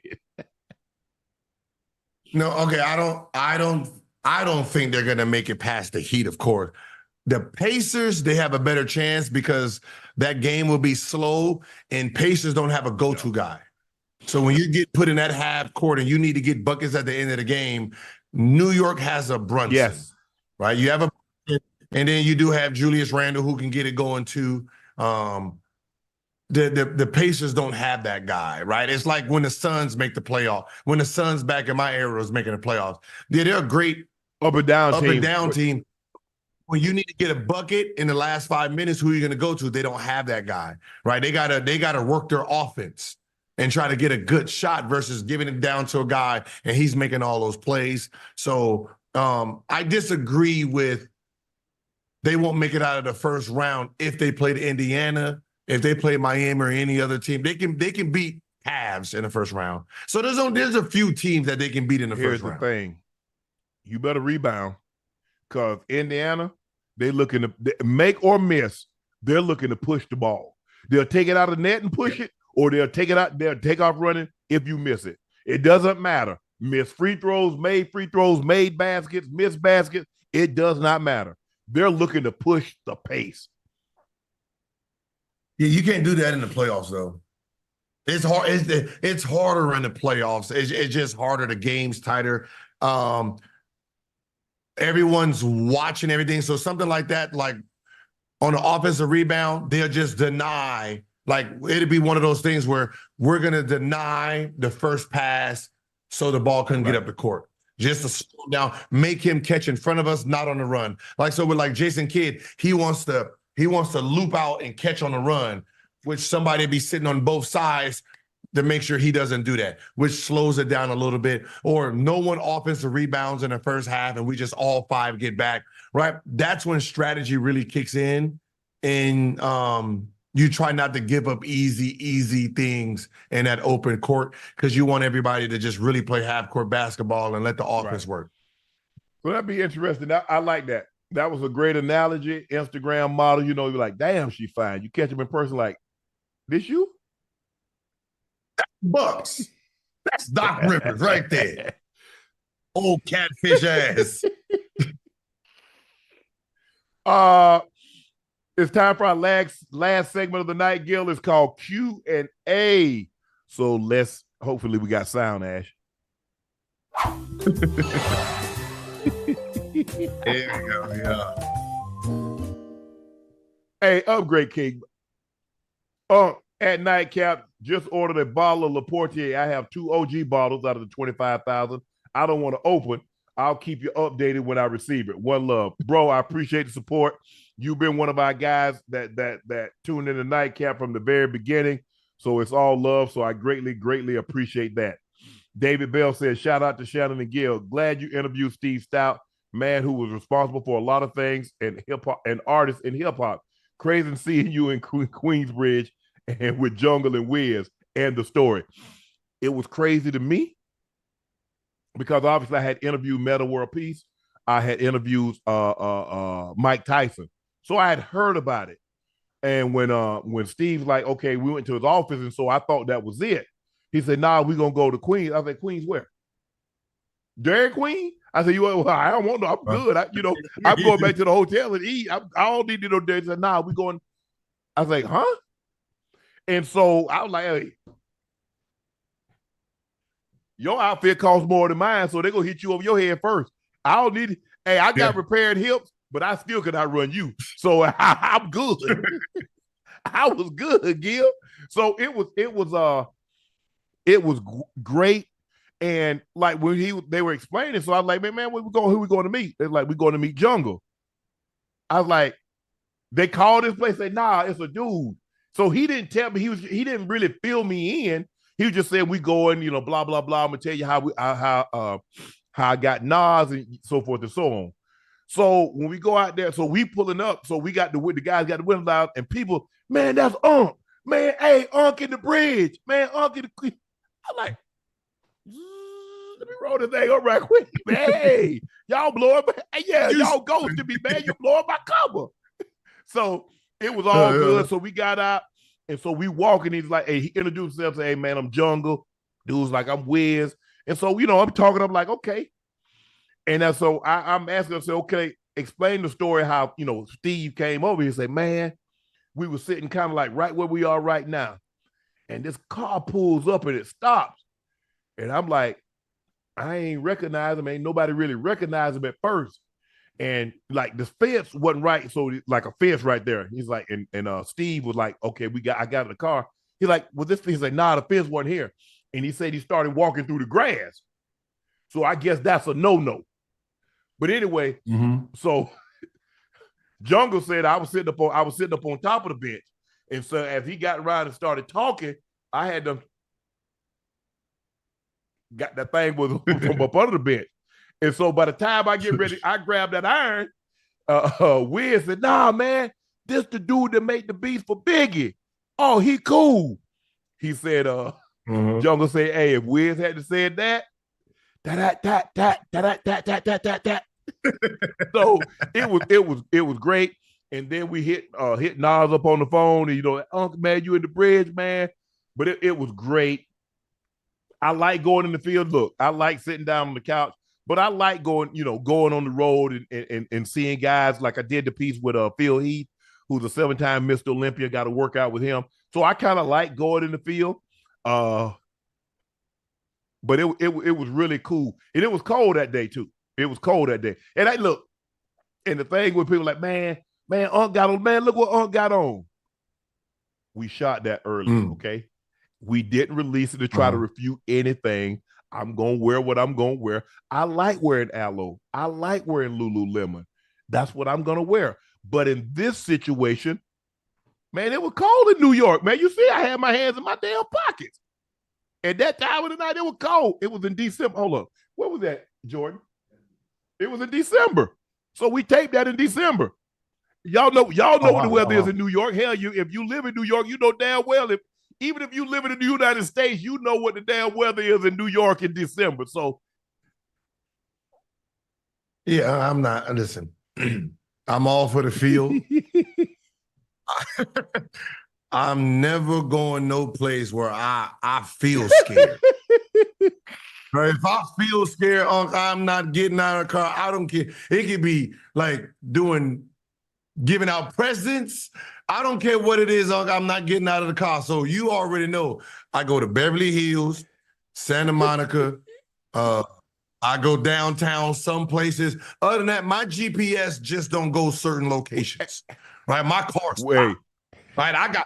I'm getting a Tesla and I'm gonna program it. Hey, when it get past, Compton, all that, turn around. Take me back home. I think the thing is, Gil, a lot of times where you go, the way you carry yourself, the number one currency in any hood is respect. Don't you take your ass in that in wherever you are. Don't you take your ass in there all of a sudden, oh, I'm better than you because I got this. The one thing I've noticed, and I've been a lot of different places, is that I give everybody respect. I show respect. They're going to give you respect. They know who you are now. Yeah. Some people going to say, I don't give a F who you are. Don't run that through here. So I went in there, I always do this, Gil. Every time I meet somebody, how you doing, bro? I'm Shannon Sharpe. Man, we know who you are. Nah, but I'm not arrogant enough to believe everybody does. So it doesn't matter, man. Well, somebody, this is my son. Hey, I'm Shannon Sharpe. So I go places that I'm not familiar with. That's how I carry myself. I'm not, obviously I wouldn't go there because I don't really know anybody in that area. So in that neighborhood. So I don't have any reason to go there. And so I remember when back in the 80s, I had a cousin, he dating this chick. Bro, I hadn't been to Chicago since 1970. It's 1989. Bro, he got me in Cabrini Green. I'm like, bro, I remember, bro, I had never been there. I know what it is. I'm like, bro, what the hell? Oh, bro, hey, I understand, you got a chick over here and you want to see her, but why she couldn't come to where we are? Or, you pay for a cab or something to come pick her up. Bro, you got me over here. I don't know nobody over here. But that's what I've learned is that, they know I'm out of place. Hell. But I give everybody respect. And that's what you have to do when you go there, Gil. A lot of times people make the mistake. They think because of who they are and what they have, man, some of them ninjas don't give a damn about that. Oh, no, they don't. That's why I walk away. You walk in there, I flip my pockets inside out to show $0 my number. 0. I got nothing on me. Right? Not a dollar inside. Oh, but when I was in college, Gil, I was on the west side. I'm on 37 the Bull. I'm all over there. I'm cool. But I know how to conduct myself. It ain't all that, man, I'm man. Nah. But that's the way you have to conduct yourself, Gil. You in their environment. You coming out there think you better than, and nah, bro, they chop you down. And you understand that. Get them their respect. I don't care what he does or who he is. I go to the barbershop. It's on the other side of town. When I was in Denver, the barbershop was on. I give people their respect, man. That's how you got to conduct it. I can't feel scared. If I feel scared, I'm not going. You just give people their respect. That's all you got. I promise you. I won't even go to the game if I feel scared. Listen, you think I'm gonna go to the Lakers-Detroit game with Stewart? Like, I'm good. He ran. That's the one that's ran. He ran up on the dude from Phoenix, right? You see what he did to the boy in Phoenix? No, that's another NBA player, let alone me. You crazy as hell. That's one game I want me going to, just in case I park it here in the parking lot. Look, go ahead and say, look here, man. I ain't mean it like that, bro. Let's go ahead and squash this, bro. Dap that thing up and. I didn't mean like that. He just can't read. And now you can't argue with a dude who can't read. Let's see what we got. He really gonna try to come after me because I said that. Yeah, you should have said that. Hey, Dr. Frankie L. Bellamy said, hey, Unc Gil, your eyes were on high alert in the streets and clean. They were battling back and forth. And you were watching a tennis match. You had the paranoid too. Just joking. Love you. Nah, I was cool because once they told me who he was and I was good. I know wasn't nobody gonna run up on us. Jungle? His name is That's Jungle? what they call him.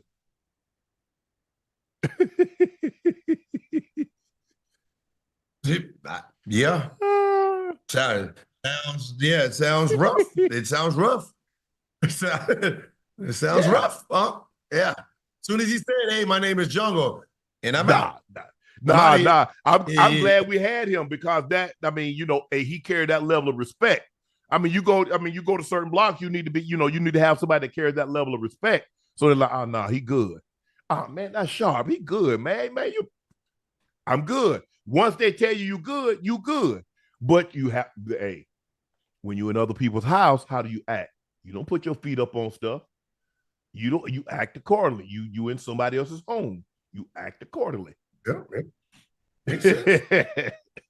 Hey, Marshawn Hunter said, good early morning, Shane. Gil from the east side of Detroit, but it was the neighborhood I dared not go on the west side of Detroit.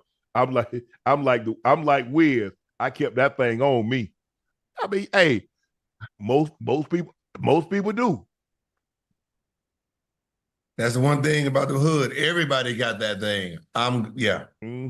Because where I go get my haircut at in Atlanta, I think Vernon Forrest, the one that got shot, dude tried to jack him. He chased the guy, dude opened up on him. But my barber, there was a store across the street that had, like T-shirts and stuff like that. And somebody robbed the joint. And so they saw it, and my barber was chasing them. Dude turned around and said, bro, this ain't your stuff. You right, man. You right. Hey, I ain't chasing nothing. That ain't mine. And you just running behind somebody, and that's not your stuff.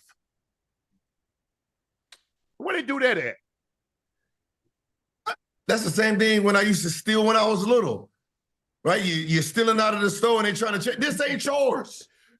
You just work there. You gonna get I'm giving up everything. I'm not fighting for nothing. As a matter of fact, I might take him to the safe in the back. How soon can I get you up out of? Hey, man, get out the car. Hey, look here, bro. Hey, as a matter of fact, I only got a half a tank, so I'm gonna make sure you get you a full of this up. Hey, I got $100 for you. Get the far away from me as you possibly can. I ain't fighting for nothing. And I already. And hey, some of them people in this chat right now, look, you work at Ralph's or any place again. Just, hey, it ain't your stuff. You still get a check no matter what. Let these people get in and get out. They got shit to do too. This their job. Stealing from your Hey, like I said, dude ran up on me at the payphone. Dude say, you know what it is. I said, man, I ain't got nothing on me. Everything I got is in my car, in the side. Man say, Sharpe. I said, yeah, man. He said, man, you know better about payphone on the west side. I mean, you was going I was on the payphone. That was in the 90s. You know what I'm saying? I ain't have no. My brother made me cut my cell phone off, Gil. Man, you didn't have no cell phone. But back then, my cell phone was roaming because I had a 303 area code. So now we're talking about $3-4 a minute. That was before before the after 7 was free and the weekends were free, stuff like that. Then man, that thing was high. Bro said, hey man, turn that thing off. Damn. So now, that was before GPS. So I was like, okay. She said, well, I live over here. I'm on such and such, such and such. I said, okay. Hey, man, I done messed around. I'm like, damn. Man, I done got lost. Man, I said, hey, matter of fact, pull up on 37 the Bull Partial. I used to go over there all the time. Get my car washed sometime. I just go over there and just shoot a fat. So I was like, man, I pay phone right here. I go on the thing. Dude run up on me. Hey, you know what it is. Ain't what you mean? What is it? Hey, bro, everything I got, my wallet's in the side of hey. He said, man, you better get. Hey, this generation don't know that. Where you got to pull out the Omniac. Nah, hell nah. I knew what it was. Street. I ain't that. Hey, I ain't that dumb. I know enough. He said, hey, you know what it is. I know what it is. Hey, get it, bro. I ain't got nothing. Everything is. I done told. I could have said I ain't got nothing. What I'm supposed to say? I ain't give you nothing, punk. Yeah, I've never been in those situations. I'm not even gonna lie to you. Hey, but here's the thing, though, Gil. I mean, look. They see you pull up. I've been fortunate. I mind my business, and like I say, now people kind of recognize who I am.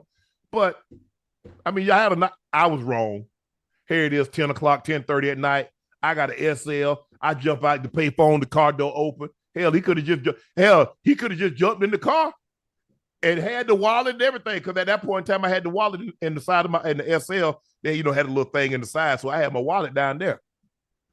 But I hadn't carried a wallet in my back pocket probably since high school. I have like a little money clip. You said you had the keys in the car? The car was running. He probably had no driver's license, so he probably didn't have a driver's license. So he ain't gonna take that. He probably was thinking SL. Look, I had one of the nicest cars from the time I was like a senior in college. I had one of the nicest cars in Savannah. I had a Mercedes in college. Mm. Then my brother bought me a Z when I was a sophomore in college. So I've always had nice cars, and for the most part, they kind of knew who I was, especially when I had that all white with that peanut butter leather, Mercedes 300E. You know, I'm saying I'm all over the city then. You know, I'm all over the city. But that's how Gil. Let me look.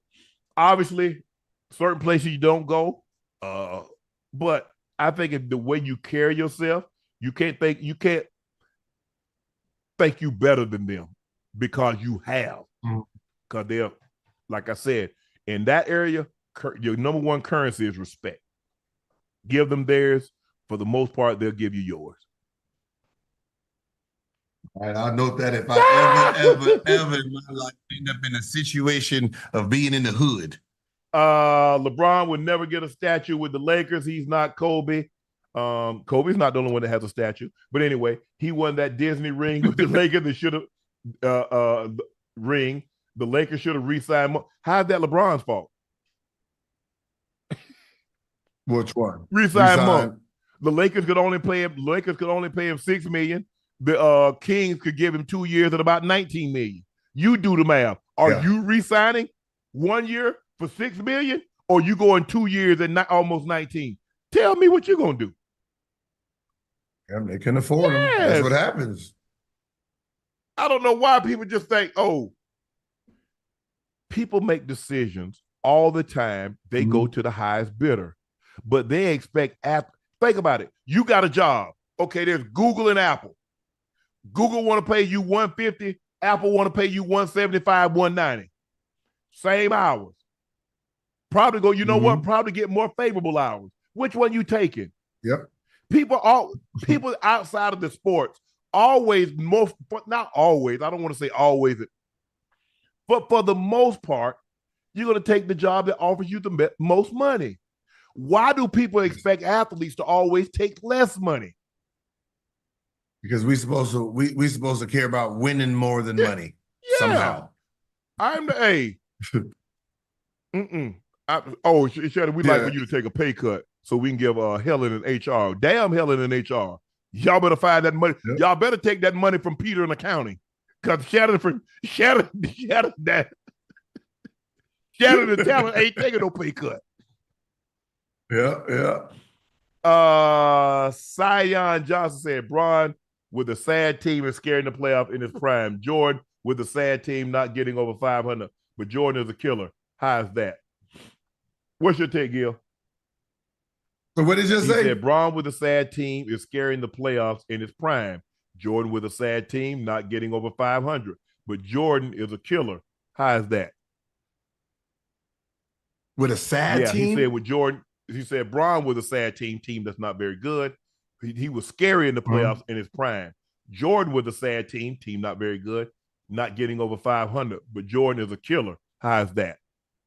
He's saying the comparison. I mean, Jordan was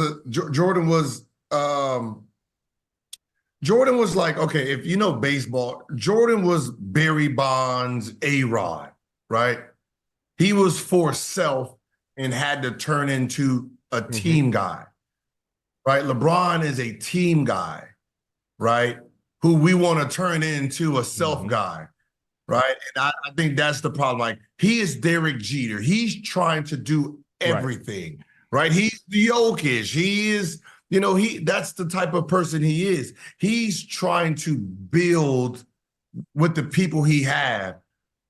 Jordan is like, I don't like this guy, give me a new one. I don't like this, give me a new one. And then when he sees fit, like, okay, this is a good team, then he will sacrifice. Right? LeBron is sacrificing to try to make the guys he has around him. So it's just two different people, right? He's more like, LeBron is Magic more Johnson. And Magic Johnson, and that's where his brain is. Right? Kobe is Michael Jordan. He's the killer, right? He's the assassin. Those mindsets are a rarity in its own also. Right? It's easier to find LeBron type of minds, right? Guys who are team, right? We're going to build together versus someone who does not care about life itself. He don't care about your feelings. He don't care about, either you're going to come work and follow me or you just die doing it up. It's harder to find pure assassins like that, right? So you can't compare people to Michael Jordan and Kobe, right? Because that's it, right? Michael Jordan and Kobe and maybe Allen Iverson. Right? Other than that, you don't find that brain. That brain is hard to find. That's why Mamba mentality is it. When we say the closest thing to Jordan, you're not talking about the closest thing to Michael Jordan's skill level and how his talent was. You're talking about just the mentality itself. The duplication of someone who can go out there, shoot 100 shots and look at you and say, yeah, I'm going to shoot 100 more. I don't care what you think. Don't care about your feelings. Don't care if you cry. My job is to do this, neutralize the opponent, and that's what I'm going to do, like it or not. Oh, great King, Unc Gil, team should show Dennis Rodman rebounding footage to improve rebounding. What do y'all think? Well, Dennis Rodman had to rebound or he wasn't going to be in the league. I mean, the guy scored 0 points and have 25 rebounds. I mean, Dennis Rodman didn't probably average. What you think he averages average point wise? 6, 8 points a game? 5 something. I mean, like his. But that's what I said about Darvin Ham. Sometimes you got to give a guy a job and say, do this job and do it well so you can stay on the floor. And that was Dennis Rodman, right? Go in there, rebound. That's all I need you for. If you get 2 points, congratulations, but I need 20 rebounds out of you. Woe said, who wins, a starting 5, 6'7" and under, or a starting 5, 6'8" and over? It all depends who the 6'7" guys are and who the 6'8" guys are. Yes. Are we talking about LeBron, KD, you know what I mean? Joel Embiid and stuff. Yeah. I got a question for you, Unc. Why is the 40-yard dash running straight so important in football if you never do that in a game? Don't, because the only time there's only one route that you try to get up a full speed, and that's a go ball. And they only run maybe 1, 2 of those a game. I don't understand it either, because most of the stuff is like, give me the first 10, give me the short shuttle. But a lot of the testing, Gil, is that like when I watch a tape, when I watch a guy, and then I go see him to the combine, I want the combine to offer confirmation for what I saw on tape. If a guy looks explosive, I want him to see him jump high. I want to see him jump far. If a guy looks quick, I'm looking at a short shuttle. I'm looking at his first 10. Because I want all I'm doing with the combine should confirm what you see on tape. Because the first and foremost, 90%, obviously I got to do my homework on you, especially if I'm going to take you in the first couple of rounds. I got to do my homework. I need to know, okay, what type of guy is this guy? How much time does he spend out? Is he study? Is he a good teammate? Blah, blah, blah. But combine should offer confirmation for what you saw on tape.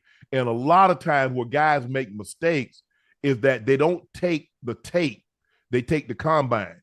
You see, Tom Brady did what he did in college, but they saw him run that ugly 40, and they saw the stuff that he did. They said, well, he's a 6th-round pick. What did the tape show you? He did that at Michigan. When he got in the game, he did that. A lot of it was come from behind. He did that.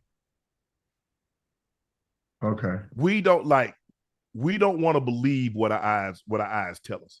And I talked to Ozzy, who I think is one of the great GMs of this time. He drafted Ray Lewis, Jonathan Ogden, Ed Reed, Suggs, Lamar Jackson, 5 guys right there going to the Hall of Fame. Marshall Yandy, offensive guard, he's probably going to end up in the Hall of Fame.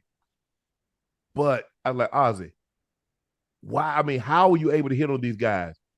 He said, boy, I believe what my eyes tell me. When I cut that tape on, he said, Terrell Suggs with Arizona State. He said, Suggs ran like a 4.8, 4.9 on a track with tights and track spikes. He said, but somebody sacked that quarterback 22 times this senior season.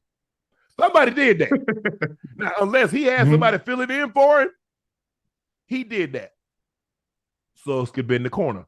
Suggs get off. So he valued what he had saw on tape. Look, like I said, you want the combine to offer you confirmation, but you don't play in shorts. You don't play in t-shirt. Yeah. You play in pads. You play in cleats. And you play against another man because we played the only sport, Gil. You're trying to move another man against his will. Yeah. Gil, go in the house. Nah. Go in the house, Gil. Nah. Yeah. Make me. That's what we're trying to do. A man will put his hand in the dirt and says, I'm going there. No, hell, you're not. Not through me, you're not. A guy lines up outside. I got to get from point A. Not against me, you're not. So that's the thing where I think guys make a lot of mistakes, talent evaluators, because they base so much on the combine and they disregard what they saw on tape. Man, if a guy plays slow, I'm like, hold on. Guy ran 4.2, but he plays like he's running 4.6. I need to know why, bro. Why you just ran that time, but this guy is running 4.6 covering you? Something ain't adding up. Yeah, see, that's what when I was looking, I was like, why are they so excited that he has the faster time? How does that translate to him in the game? So they was, like I said, something stupid. Because here's the thing. There have been very few fast guys that can play fast. Because to be able to control that speed.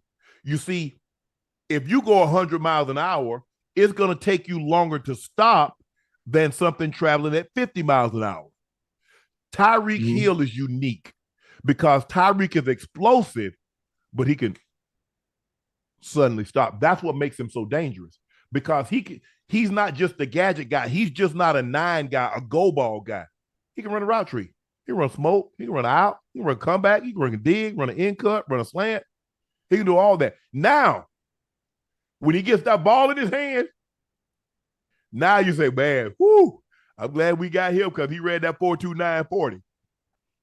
He's one of the few guys that I've seen that has track speed with a football body. Most of the football guys, most of the track guys, they have a track body.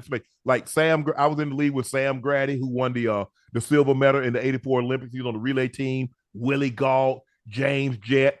They're thin frame guys. You look at Tyreek, he's compact. He's muscular. He's a football player that actually have track speed. Most track guys, they're not built like that. Okay. So I wasn't that. No. I wasn't. For KT said, rank these in order in which you love. You need to put loved, ED, not love to eat. I would go squirrel 1, raccoon 2, rabbit 3, turtle 4. As pets? No, to eat. Hell no, damn. Oh, I would take a raccoon right now. What? Yeah. To eat. I didn't hear a dish on there. Oh, yeah, squirt, yeah. I was like, I can get a rabbit, I don't mind a rabbit, a little turtle, throw little pellets in there. You said to eat. Wait, say those again. He wanted me to rank the order in which I would love to eat first. Raccoon, squirrel, rabbit, turtle.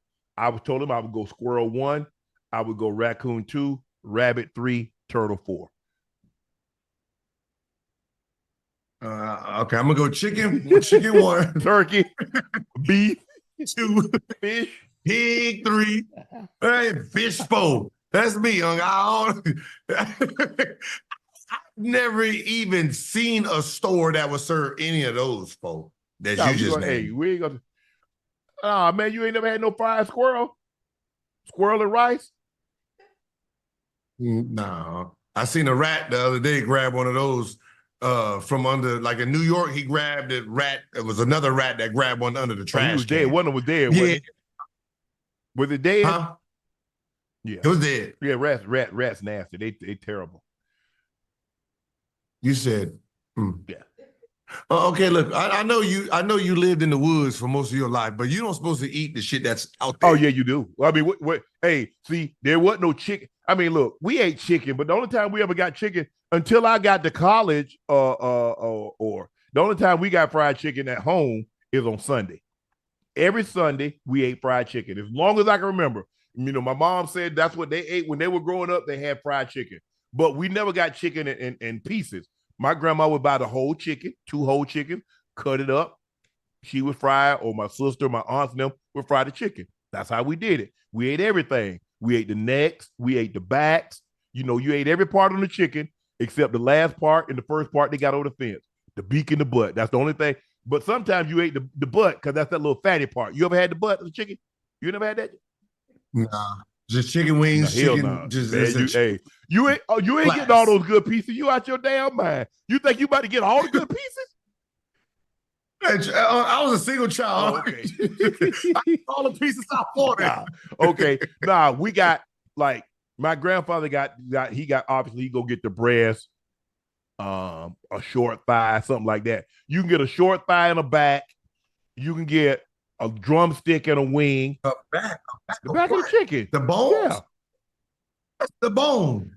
You would gladly eat it.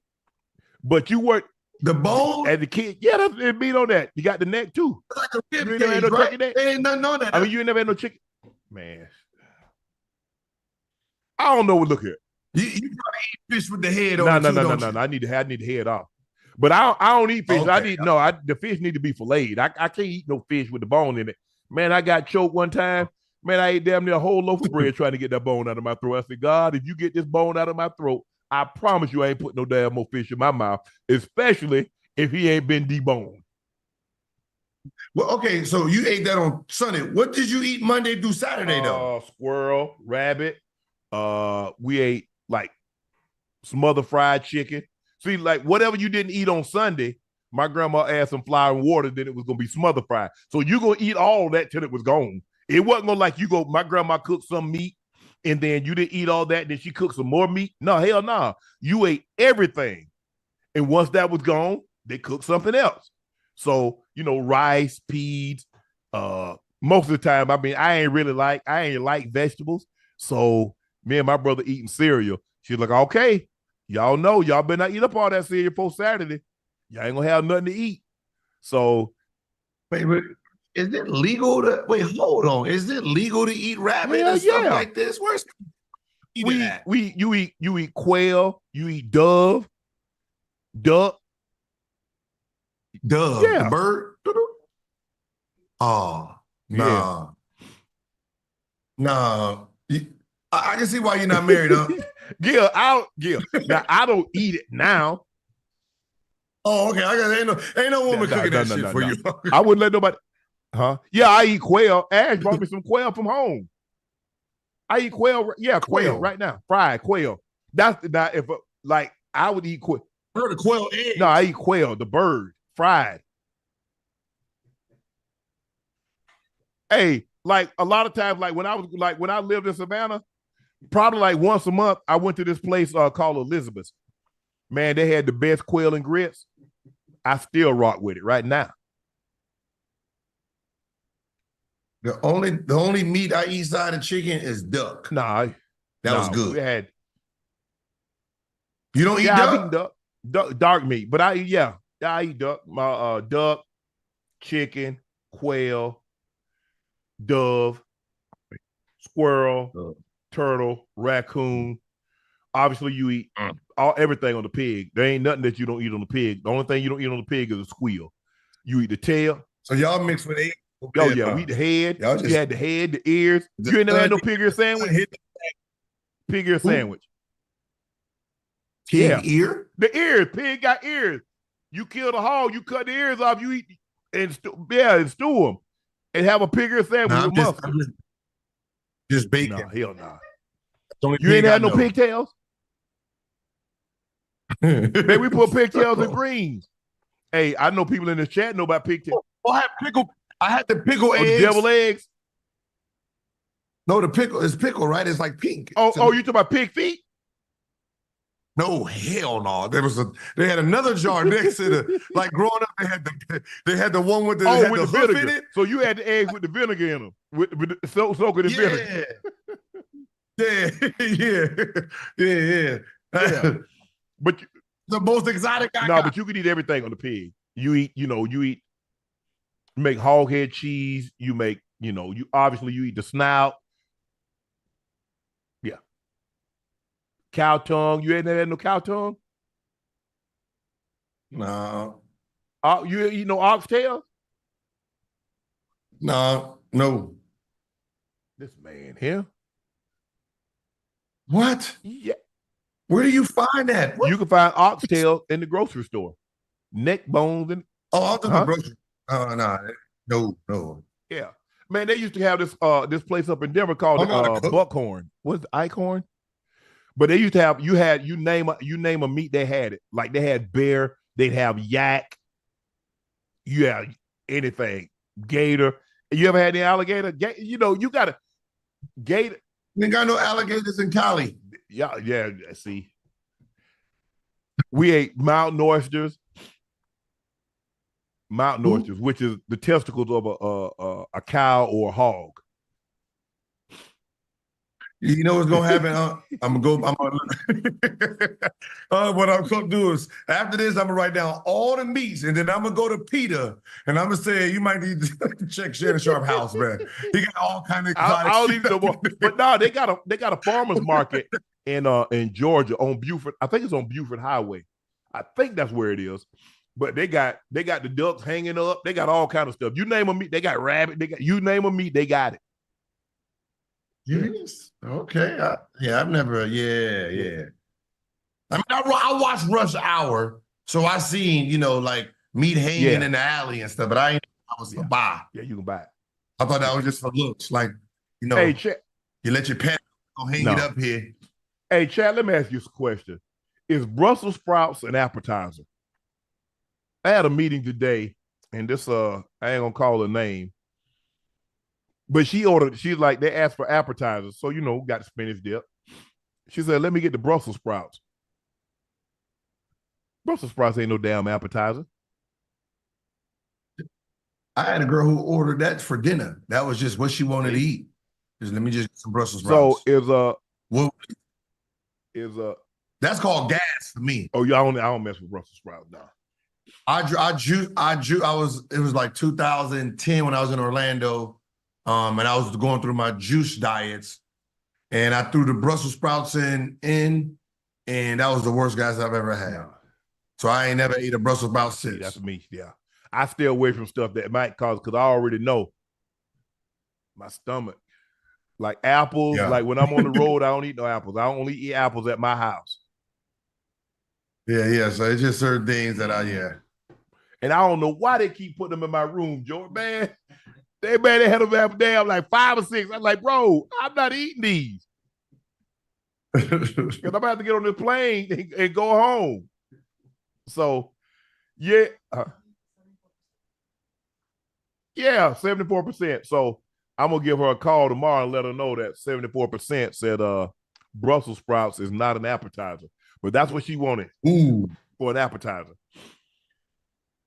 Thank you for joining us for another episode of Nightcap. Please make sure you hit that like button. Make sure you hit that subscribe button. Also, make sure you subscribe to the Nightcap podcast feed. Got these right here. See if y'all know what these are. Oh, those are fly. Yeah, your boy keep that thing. Oh, those are nice.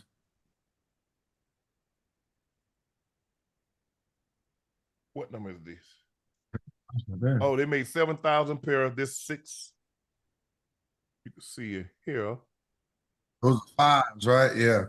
6,700. 6,739 out of 7,000 pair. Hey, I got them. Oh, hating on ass. I be hating on my kid. Man, ass done turned into a hater, man, all of a sudden. Thank y'all. Please make sure you subscribe to the Nightcap podcast feed. Thank you for help selling out Shea by Laportier. We're only taking pre-orders now. but the link is pinned at the top of the chat. Also, we would like for you to subscribe to Gil's Arena.